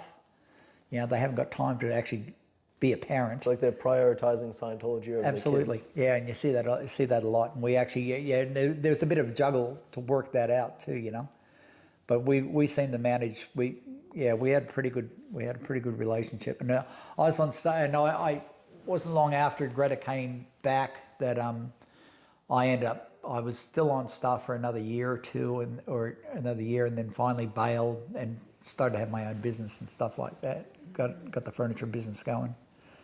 But that's right. Because you also owned a furniture sales business as well. I used to have second-hand furniture shops. Yeah, and did a few of those. But anyway, that was another gig. Seemed to keep me busy, and then I also had the freedom of being able to take the kids. I'd be able to cycle them to school. Like, no, everybody else was driving their kids to school. I actually I used to ride with the kids to school. Yeah, God, man. See, even like knowing you to this day, I don't get how you do it. Like how you just have that much energy to do No, these things. well, it's just what was Just seemed that you just did it, you know. You It only just- know how strong you are until you have to be. Yeah, it just seemed like, well, how else? You know, I want the kids to have experiences, you know. And I always say there was an LRH quote that I used to like, you know, is treat life as an adventure, you know. And I always thought, no matter what, you know, it's just like whatever the kids are doing, you know, it's just like, you know, they used to ride in the back of the furniture truck. You know, I used to take them down to Nippers and, you know, take some other kids. So I used to load fucking half a dozen kids in the back of the furniture truck. And yeah, they're fuck knows how legal it's illegal. I remember a fun little thing I used to do with the old man was like when we were throwing out a lot of green waste or stuff like that and we're taking it to the tip, like I used to hide in the tub of the ute so I could ride in the tub while I was driving down to the tip. Yeah, cool. Yeah. Awesome. Different times. Yeah. Different times. Yeah, that's I always say. No, I always impress that. Yeah, I always say, yeah, there's rules and there's rules. I said, right, the odds of getting hurt, you know, or having an accident is zip. So, you know, but the kids would fucking start laughing and saying, I said, shut the fuck up, we're at an intersection, guys. Shut there, you're banging on the back of the truck, you know. Yeah. You only need one to bang on the door and be like, help me. Yeah. And then you're fucked. Game But over. yeah, we'd get down to the beach and I'd fucking open it up and the kids would jump out, you know, and people, I don't know, nobody ever seemed to complain. It's amazing I got away with it, you know. Yeah. But then again, I was pretty lackadaisical. I've always been, I'm good at bending rules, so. Yeah, well, it's the 90s, early 2000s. Yeah, it's still like Different 2026 and I still do the same thing too, you know. Yeah. Yeah. So, which it gets a bit kind of complicated, I guess, but like when did your relationship with Scientology kind of shift? Like I was always on the outskirts, or actually quite often, because I was always in trouble, I was always usually on the fringe. And then... You had the furniture business, and that was in Sydney as well? Yeah, when I was in Sydney, and then when we moved, still going and then to when I Sydney moved up here... But then you've moved up, to I here. came up to Nambour, and that was sort of like, we were still involved with Scientology, but yeah, we were trying to extract ourselves from staff. That was, Because because it's harder to have a physical presence once you've separated yourself physically. Yeah, but we still had a group up here that we were involved with. You know, with Greta worked for a guy who's had a cafe, and he had a few things going, but he was hardcore Scientologist. Then we had a little group that was operating up here, and we ended up raising some money, and he ended up with a purif in his house, a purification rundown center in his house. He's doing at-home purification. Yeah, Greta could run it. Yeah, she ran a couple people through it. Yeah, we just had little projects, and then had the Brisbane org, and we were sort of doing stuff remotely, and I was still going down to Sydney and stuff, and then I had an auditor out in Woodford, and so I was seeing her. I'd stay at the folks' place. And down the Glasshouse Mountains, and Bob was he fucking hated Scientology with a passion. Your stepdad. This is my stepdad, yeah, and he used to come and I've got more material, and I'd say, oh, good for you, and I'd say, yeah, very good, more upset people, but I'm having a great time with Scientology, so I'm going to keep on going. So, yeah, that's he's trying to show you anti-Scientology stuff, and I'd actually look at it. I had no problem with it. I said, yeah, I understand. Other people are fucking upset. Cool. Didn't worry me at all because I was winning. Examples of like what it was? Oh, he bought me a book, fucking Counterfeit Dreams, and I read it while I was getting auditing, and Did that show up in the auditing session? Yeah, well, the girl she was a field auditor, so you got an auditor inside the org, and the field auditors have got a little bit more lax, a little bit looser. Right. And because they're the freelance ones, kind of like they're out in the field. They're out in the field. Yeah, exactly. And they handle the ones they can't handle in the org too. Yep. And I was a bit of a handful anyway. So anyway, and we'd discuss it. She'd say, okay, you okay with it? And I said, yeah, fucking doesn't worry me. She said, okay, well, let's continue.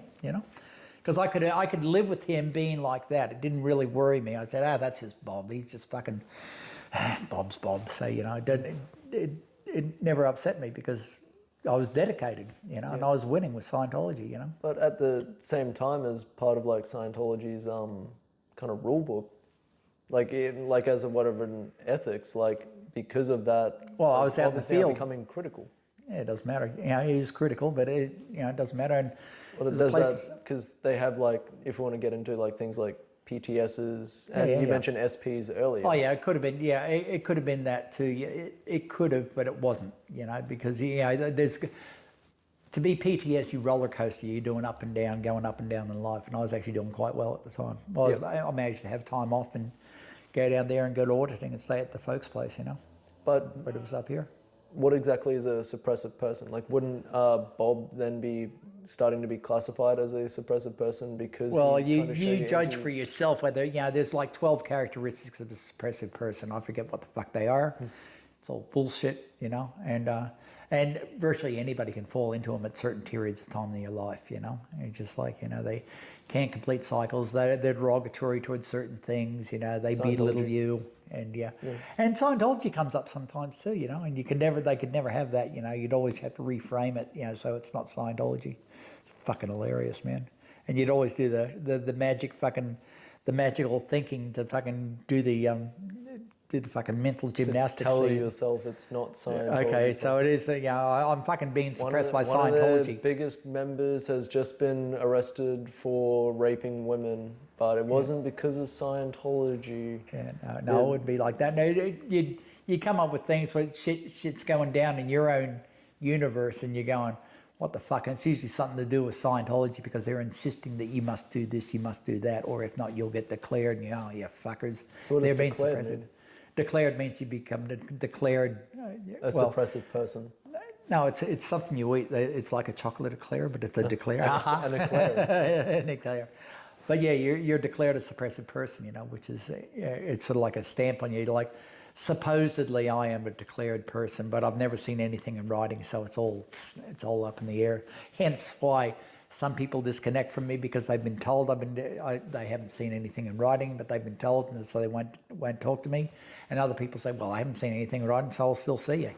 So you're saying that It's so compartmentalized. if you become declared a suppressive person, Yep. and it's in writing, like the church has said, this guy is a suppressive person. By an official source, it's got to come down. Yeah, it's got to come down through a certain amount of lines. Then people are supposed to disconnect, like Correct. Scientologists are supposed Like to what the kids disconnect from you. kids done with me. Yeah. Again, it's part 3. Spoilers. Yeah. So supposedly, yeah, but then it's just allegedly, declared. Allegedly. Yeah. There we go. Yep. So Yep. allegedly, I've been declared, but yeah. Anyway, it's all part of the game. That's interesting. Like it's not unheard of in religion. Like you've got a heretic, you've got an apostate. Yeah. You've got these types of things where it's like you are now going against us. You're going against the religion, but then to put it into their writing is a good religious person shouldn't want to hang out with those people. And I always find it hilarious because it then ties into things like homosexuality or like any other types of spiritualism. Like in a lot of religions, like they can't allow for other types of religions because you're worshipping a false idol. False god. Yeah, that's right. But to put it in, say, Christianity, for example, in the Bible, I always love using is like Jesus went and dined with the whores and the tax collectors and the vagrants and the vagabonds. Like he didn't disconnect from them. He went out and saw them to understand them, regardless of what they believed in. Yeah. So I always find it funny in religion that they have this concept of like a heretic or heresy or an apostate, and like, oh, you're evil. We can't talk to you. It's like, why? Yeah. Well, you see, as you can see, it's all filtering. It's getting watered down nowadays as we evolve as a human race, Yes. The churches haven't got the power that they used to have. Yeah, 100%. And it's just, it always falls flat on the philosophical argument of like, if what you're doing is truly righteous, what does it matter what other people think? Yeah. Like, if what you're doing is so pure and so true and you know that as a fact, then it shouldn't matter if you talk to a suppressive person or a heretic because you know they're wrong. So why the need for Scientology to disconnect people? Control. Control. Yeah. because they're a cult and they're manipulating people and trying to imprison them. Yeah. Just Allegedly. Control. Yeah. But yeah, you look at all of us. We all think we're doing the right thing. Doesn't matter if you're a fucking smackhead or or if you're a fucking if you're on ice or something like that. They still think they're doing the right thing, whatever the fuck that is. Or at least that they're justified in doing the wrong thing because They've justified it because they're some sort of victim. Yeah. Well, however it works, you can do any sort of mental gymnastics. You can go out and kill somebody and still say you're righteous. Isn't that what wars are about? Yeah. That's exactly it. See, you got to look. If you really make life simple, because honestly, it comes down to what love is. Just being able to love not only your neighbor, but love your life, love yourself. Yeah. And you find a lot of people have a hard time loving themselves. Love starts from within and then works its way out. Yeah. So you find a lot of people, having upsets with other people, but they're really having upsets with themselves. Yeah. And then they reflect it or they mimic it. It's mirroring, man. You know, and so they're out looking for out points of other people, which is actually, that's a great mirror. It says, well, he's just an arrogant prick. Well, why don't you look at yourself? It's just like you start realizing everybody's a fucking asshole. Why does that piss you off? Yeah, exactly. Whatever triggers you is a good indicator of what you need to work on yourself. Yeah. And I love that. That's actually, I remember when I came back from one of my journeys, I specifically went to a friend of mine. I says, "You're the only fucker that could actually go ahead and trigger me. I can't find anybody else that'll fucking trigger me, but I reckon you can." And it took a while. Basically saying like, but they got it. I love they got everyone, but you're a cunt. Yeah, they got it. They found something. So, good. I'll take that home and play with that one. That's a fucking good one. Yeah. It was the only person that could actually do it, And I said, fucking good on you, Well, I knew it, But you didn't disconnect from him for that. No. Why not? I don't believe in it. Don't believe it's just a load of shit. So that disconnection's bullshit. When Scientology disconnects from people, what do they do? Like they're saying it's complete cutoff when you disconnect from someone. Yeah. Well, they're just they've got to go through the proper lines back into the church. You can go ahead and make amends and do certain actions to get yourself back into the good books with the church. It's a lot of work. I was going to say, what do you know roughly what those actions would be? I know you haven't done that, but I know it's a lot of work. Because you really got to. You'd really want to get back into. The biggest part of it is going to be, you need to rejoin Scientology. Yeah, that ain't going to happen, And I imagine as well, because we were talking earlier about with signing the contract and that, if you then get declared a suppressive person and you've been disconnected and you want to reconnect, you've also, I'm imagining, got to pay your entire debt from that invoice. Well, that's to do any Scientology. Yeah, it means like, if you left staff with an unfinished contract, you can't do any more Scientology until you've paid for your freeloaders bill. Freeloaders bill? Freeloaders bill, yeah. And I've seen people with hundreds of thousands of dollars freeloaders bill. They come up with the money. And then how do they enforce that? Well, if the person wants to come back get back in the lines, they will pay it. It's not enforced. It's just like, you want to come back in? First thing is, pay off your freeloaders. And a good motivator to want to come back in is to get to talk to these people who disconnected you again, which could hypothetically be. Well, it doesn't necessarily. Well, okay, you haven't been. Yeah. Okay, you're jumping the gun on that one. On the freeloader, being a freeloader and a suppressed person is two different things. Oh, okay.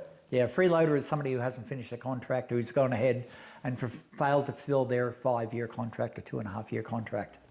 Right. Or, and so that's a freeloader. So you could be a freeloader and not be disconnected. Suppressive. Yeah, you don't have to be. Yeah, it's just like, no, you just got to wait until you can't do any Scientology until you pay your freeloaders bill. Kind of in a broad sense, like a freeloader isn't a suppressive person, but a suppressive person is probably going to guaranteed be a freeloader in a way. No, not necessarily. Unless you've made sure not to sign yourself up for anything. Yeah. Which do you reckon that's no, easy to I mean, I've seen people that have donated millions of dollars to the church and then been declared a suppressive person. Because, they've decided, you guys are full of shit.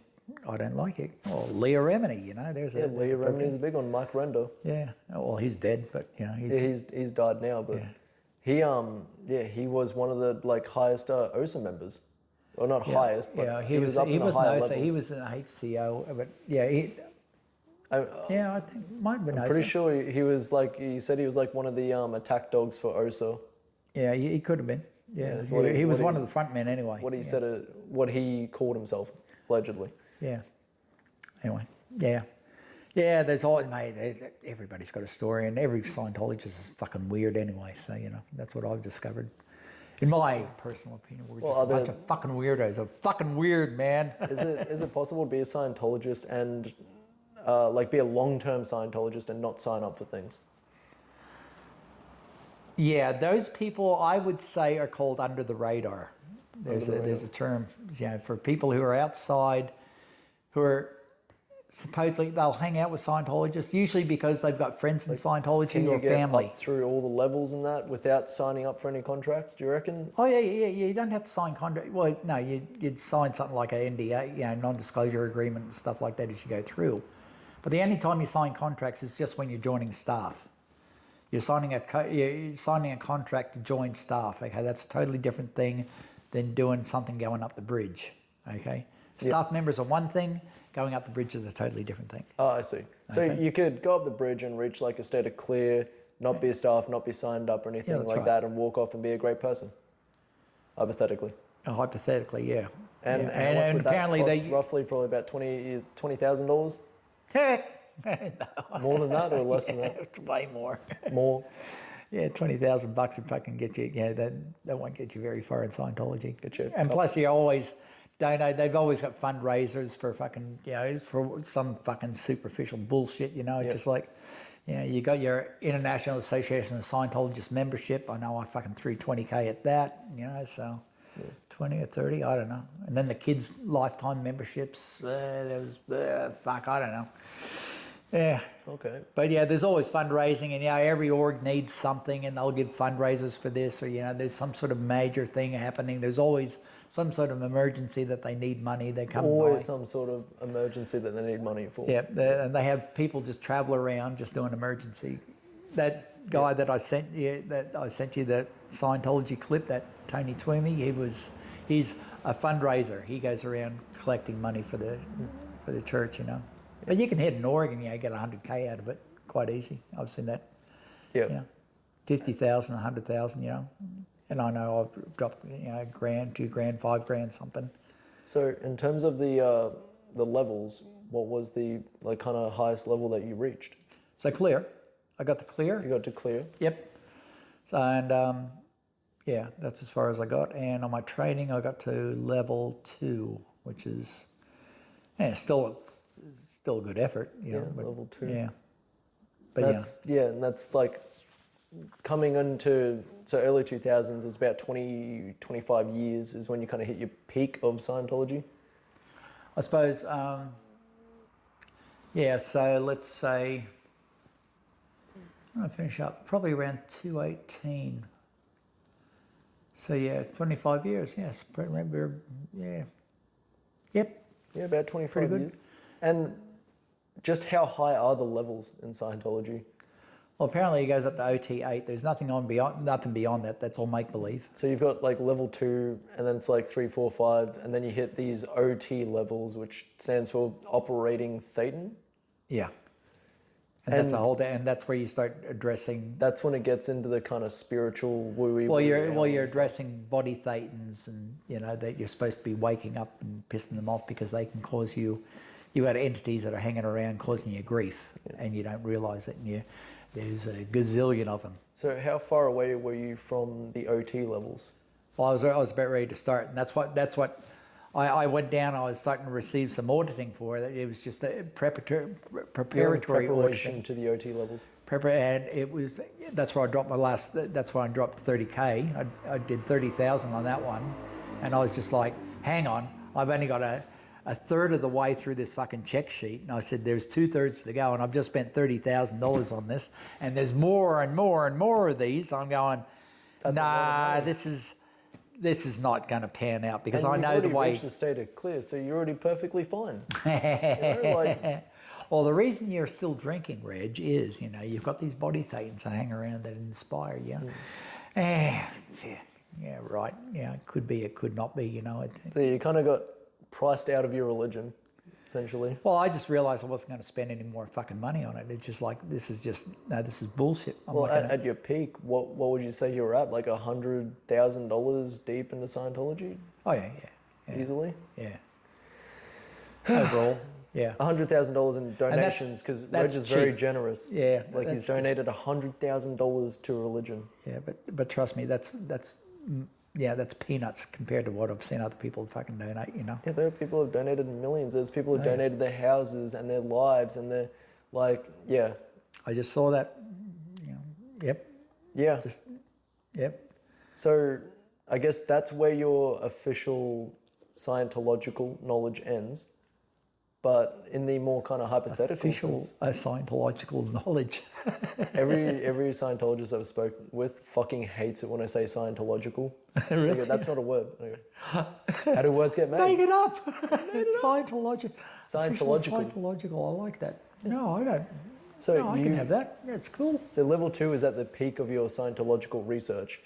And so on my training side, that's as far as I got. Yeah, on the training side, but then on the processing side, I got it to clear. Got it to clear. And unofficially now, in the last kind of part for explaining the top runs of things, what exactly is OT?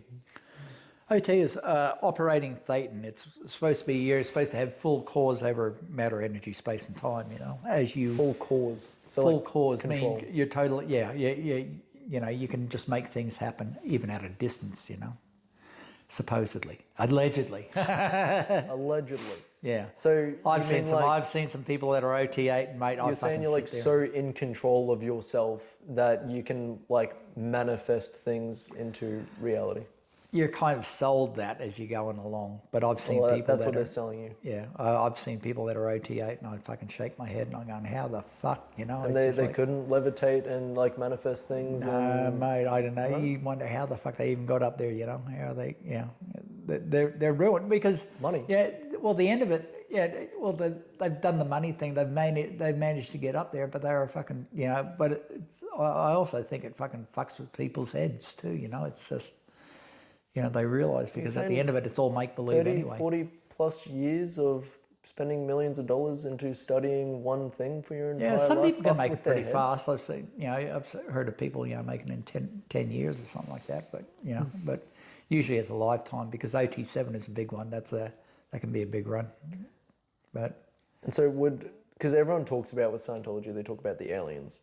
So like the Thetans is kind of considered the alien species. Yeah, everyone talks about like Emperor Xenu and things like that, and the Thetans like. Okay, well that's supposed to be covered in OT3. Okay, and that's that. So that is it's supposed to be classified. No, Scientologists wouldn't know. Anybody below OT3 would not know about this. Right. You know, it's never even discussed. And if it's even, and South Park is legit. One that exposed it, yeah. That was fucking spot on. It's just, yeah, that's right. That's what was sold. Well, you know, it's allegedly right because it came from ex-Scientologists who are suppressive persons, and if you're a suppressive person, then you're not. You know, that's an apostate. So. Yeah. But so OT3 is like, that's when they finally tell you the big secret of. Oh, actually, the reason you're having all of these mental issues is actually because these the Thetan that we were talking about, your spirit is actually thousands of different ones infesting your body. You've got a bunch of you've got a bunch of excess baggage. Is from what I understand. I haven't done it, so I don't know. I've just what you've read on the internet and what I've seen too. You know, so I'm just guessing. You know, and from the friends that I know that have done it, you know, and they're pretty open about it. You know, it's just like, yeah, you know, you wake up these people who are up to that level, but have also left Scientology. Yeah. Right. Yeah. So, yeah, and they've got their own view, and some still believe in it. So, yeah, there's different grades that people come out. You know, different ways people come out of Scientology too. I've seen some Scientologists do some pretty wild stuff. You know. Yeah, and there's the alternate route. You go to Romsorg, which is that comes from Captain Bill. They've got a bunch of OT levels that go up to OT 25. I don't know. It's fucking They've got a whole different system there, but it's cheap and people seem to get results, so they say. Right. But it depends what the person is looking for. You'll get results in anything if you believe in it. Yeah. Well, it's also like when you've invested in it. Oh, You it's imagine, sunken cost fallacy. Yeah, it's the sunken cost fallacy. Yeah. Like you're hitting like OT3, so you've guaranteed put like hundreds of thousands of dollars into it. And after all this time, all this sacrifice, all this cutting off SPs, they then tell you that aliens are real and they're infesting your body. And you also now need to... Well, that's not aliens, it's body thetans. Body thetans, yeah. Yeah, that's aliens and body thetans. What would you describe as a Scientologist what a body thetan is? Or what a thetan it's an entity. is? A thetan, is supposed to be you. It's supposed to be something with consciousness, but a body thetan is a thetan that hasn't gone out and found another body. So they're just clinging, they haven't got another body, so they're going to hang around you or infest you. So it's like an extra soul, or like a goat, an extra spirit. Yeah. Possessing your body. And believe it, there are plenty of entities out here, and they do glom onto us. Now, we've got guys that look after us and guys that, sometimes might not. Because it sounds like in Japan they have the yokai. Like they believe like a lot of your illnesses and issues are actually caused by a spirit is like latching onto you and feeding you that negative energy. It could be. And look, I think you have to be susceptible to that too. This is from what I've come to, because I know just from my drinking periods, I feel, I get other entities that glom on. They say, man, you're not yourself. Of course I'm not myself. I've got these other entities that like to dive in while I'm like that, and say... Alcohol is a great analogy because like the reason they call it, the reason they call like whiskey and bourbon and that spirits is right. Because it looks like you're possessed by something. And what was Glenn like when he was drinking? My dad? Yeah. I always saw it as he was a different person. That's right. I did that a lot to compartmentalize the trauma. I did that to tell myself he doesn't deserve to be hated. Like I shouldn't hate him because that wasn't him. That was the drunk. Yeah. Essentially. Exactly. Yeah. Because and that's how that's how traumatized people respond to it. It's just like, well, I know. You got to find a way to make it work. That's right. Yep. Because you got to live with the person. I remember one time, and I got a video of it actually. Still, it's somehow carried on through like 5 different phones. But like, I was so just tired and exhausted at about 14, 15 of his like constant like suicide attempts, his like violence, his aggression. I tried to sneak out of my room at one time and record what was actually happening because I was also getting at the age of going like, this is actually not normal. Yeah. Especially because meeting you and seeing your perfect family that you had and going like, oh, this is how it's supposed to be. Yeah. And even like at that point, like, I'd come to dinner and I wouldn't eat food, like because Glenn had told me that like everyone poisons food. Oh, wow. Wow. And like when he also found out you were a Scientologist, he immediately, like you're evil, you're this horrible person. And it's like contradictory because like he's sitting there like talking about killing people and drinking himself to death. And you're sitting there with your son going, I love you, Dad. I love you, son. Yeah. Yeah. But big hugs. Yeah. A big thing that I recorded, we did have lots of love. So that is the bonus, Yeah. A big thing that I recorded was because Glenn would drink himself into a stupor in isolation in the living room. Yep. And he also had severe tinnitus. So like the TV would always be blaring. So it was always impossible to fall asleep until about 11, 12 o'clock at night, even on school nights. But he would sit there and talk to himself. And then he'd talk to himself and get angry. And he'd get angry and angry and angry, just sitting alone in that chair until he would start yelling at himself. And then he would get up and fly into a fury, attacking things. Like the video I got is like he was having, as he explained it, a argument with his mother who died when I was 2. And he got so angry that he took the guitar that he had and he fucking smashed this TV unit that was in the living room because that was hers. And that was him like fighting her. That was him attacking her. Which what I now kind of understand is more so an alcohol-induced psychosis. Yeah. But it was this kind of like, he was talking to, like on alcohol, on spirits, he was talking to another entity. Yeah. And he was becoming this different person. Yeah. I think, what do you reckon? sometimes I think we make them up. You know, they might be entities that we create too. Well, I don't know. There could be the possibilities are make endless. them up or manifest them. That's right. Like we Maybe bring them they're into there and they're reality. just waiting to come in. You know, they're just waiting for the right vibration. They said, "Oh, this is our entry point. Thank you. You become the portal for their entrance point." Because I find that I used to find that with drinking. You know, because my morals went right out the window sometimes. You know, and I was wasn't in a good place. Because my tenure when it comes to drugs and alcohol was very brief. Yep. But I noticed it, like I felt it. I always sat there and told myself that like weed fixed me emotionally. Like for some reason, like, or not so much for some reason, it was because of like a childhood of being conditioned to kill people. Yeah. That like I was incapable of expressing emotions properly, which what I now know is a cognitive delay. My brain shuts down in high stress moments to protect itself, and then it slowly drip feeds the emotion later. But weed would make me express myself immediately. Right. Like I could cry, I could be like overjoyed, I could be excited, I could be a little kid. Yeah. You know, and I genuinely only after the fact realized that I was a different person. And personally, I still believe I was a better person on weed. Yep. But Interesting. it was only when I came off of weed when my lungs shit themselves, that was a big part of what also destroyed the relationship because it felt genuinely like I had just returned to who I was when I was 18. Ah, wow. And I was then incapable of being loving and caring and emotional. And I became this very cold, distant, hyper-focused person, just constantly now obsessing over problems. Right. Obsessing over fixing problems. You know, the absolute piece of shit that you see today, nice and sober. Sober for about 5 years now. Is that right? Wow. Good on you. Yeah. But it genuinely was like two different people. Yep. It was 100% Oh, I agree. two different people. And like with me when I was smoking weed, I was always high for years. Probably about 3 or 4 years I was smoking weed for, and I was high the entire time for it. Yeah. So it felt like I'd been a different person for 3 years and then come back to who I was.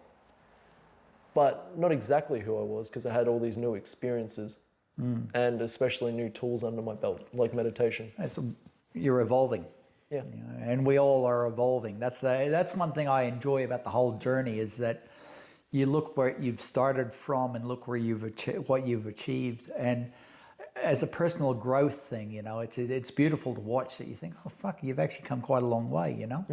And I like watching that myself too, you know? I think, yeah, this is all right. I like this, you know? And that's why I do love always telling people who come to me about struggling to change, is I say like, it's not about changing, it's about growing.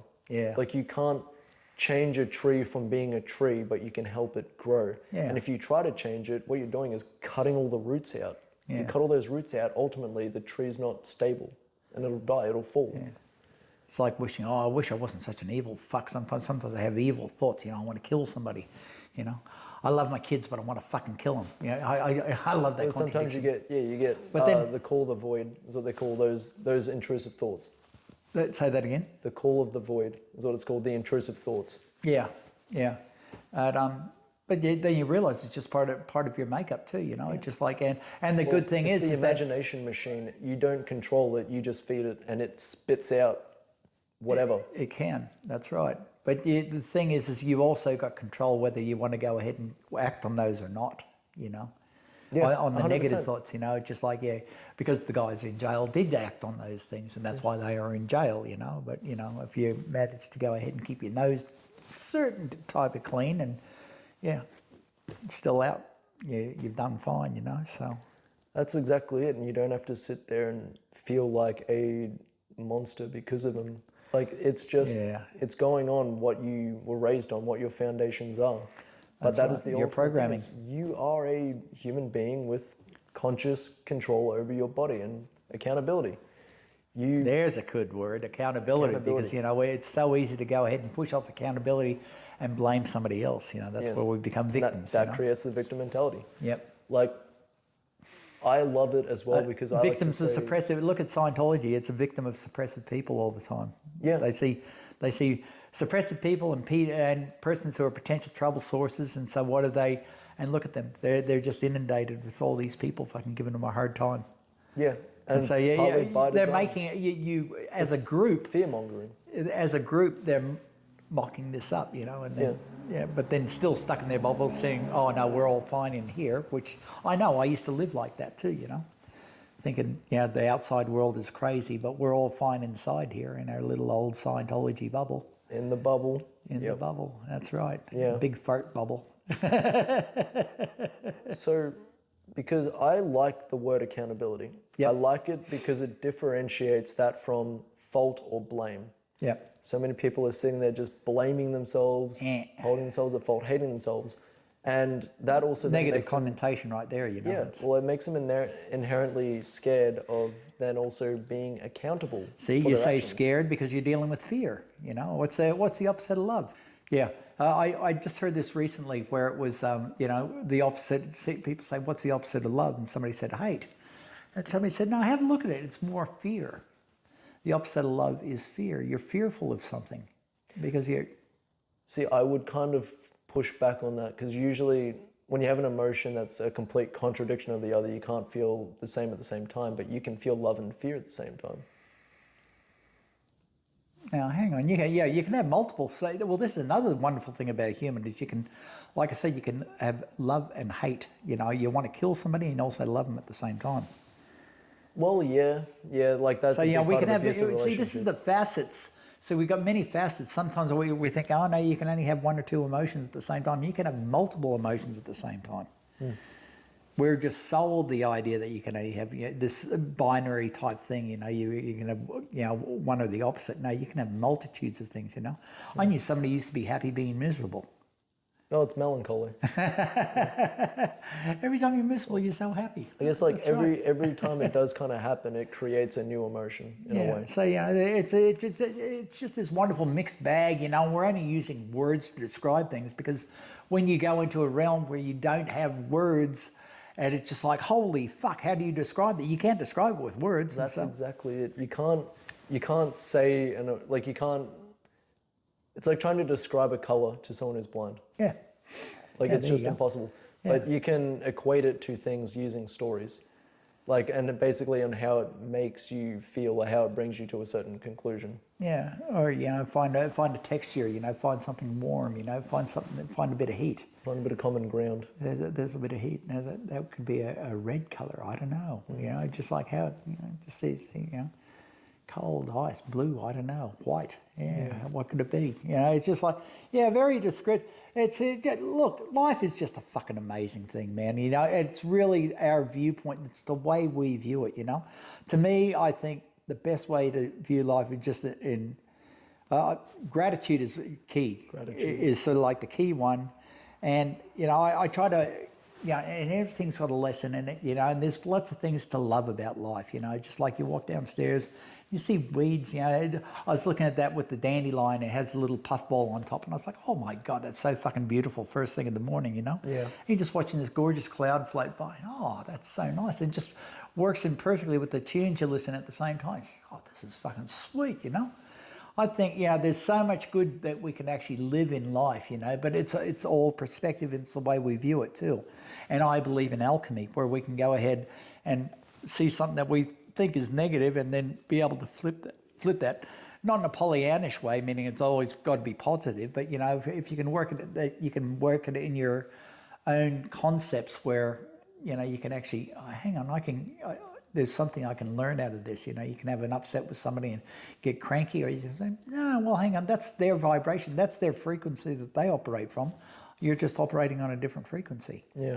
It's like tuning on a different radio station and just like, oh, I'll stay on this one. You listen to your music, I'll listen to mine, And I feel like it's a beautiful thing that gets missed in Scientology is keeping everything in this state of chaos, in this state of openness to put your own articulation onto it. How do you mean? Say, Scientology creates a very binary system. It's supposed to be science, but you're trying to apply science to something like this, which is so based on just feeling. Yeah, but Choosing how you apply feel science. Science is always a self-discovery thing. You're always inquiring. Whereas Scientology is totally fixed. Everything's reliant on what L. Ron Hubbard says, and it can never change. Yeah. That's where it's stuck in the mud. It's unable to change. So yeah, it's not science. It's like Fauci saying, trust the science. Well, Yeah. you can't trust science because science is always something not to be trusted. You're supposed to be inquiring. Well, how does this work? Show me the difference. Show me how that...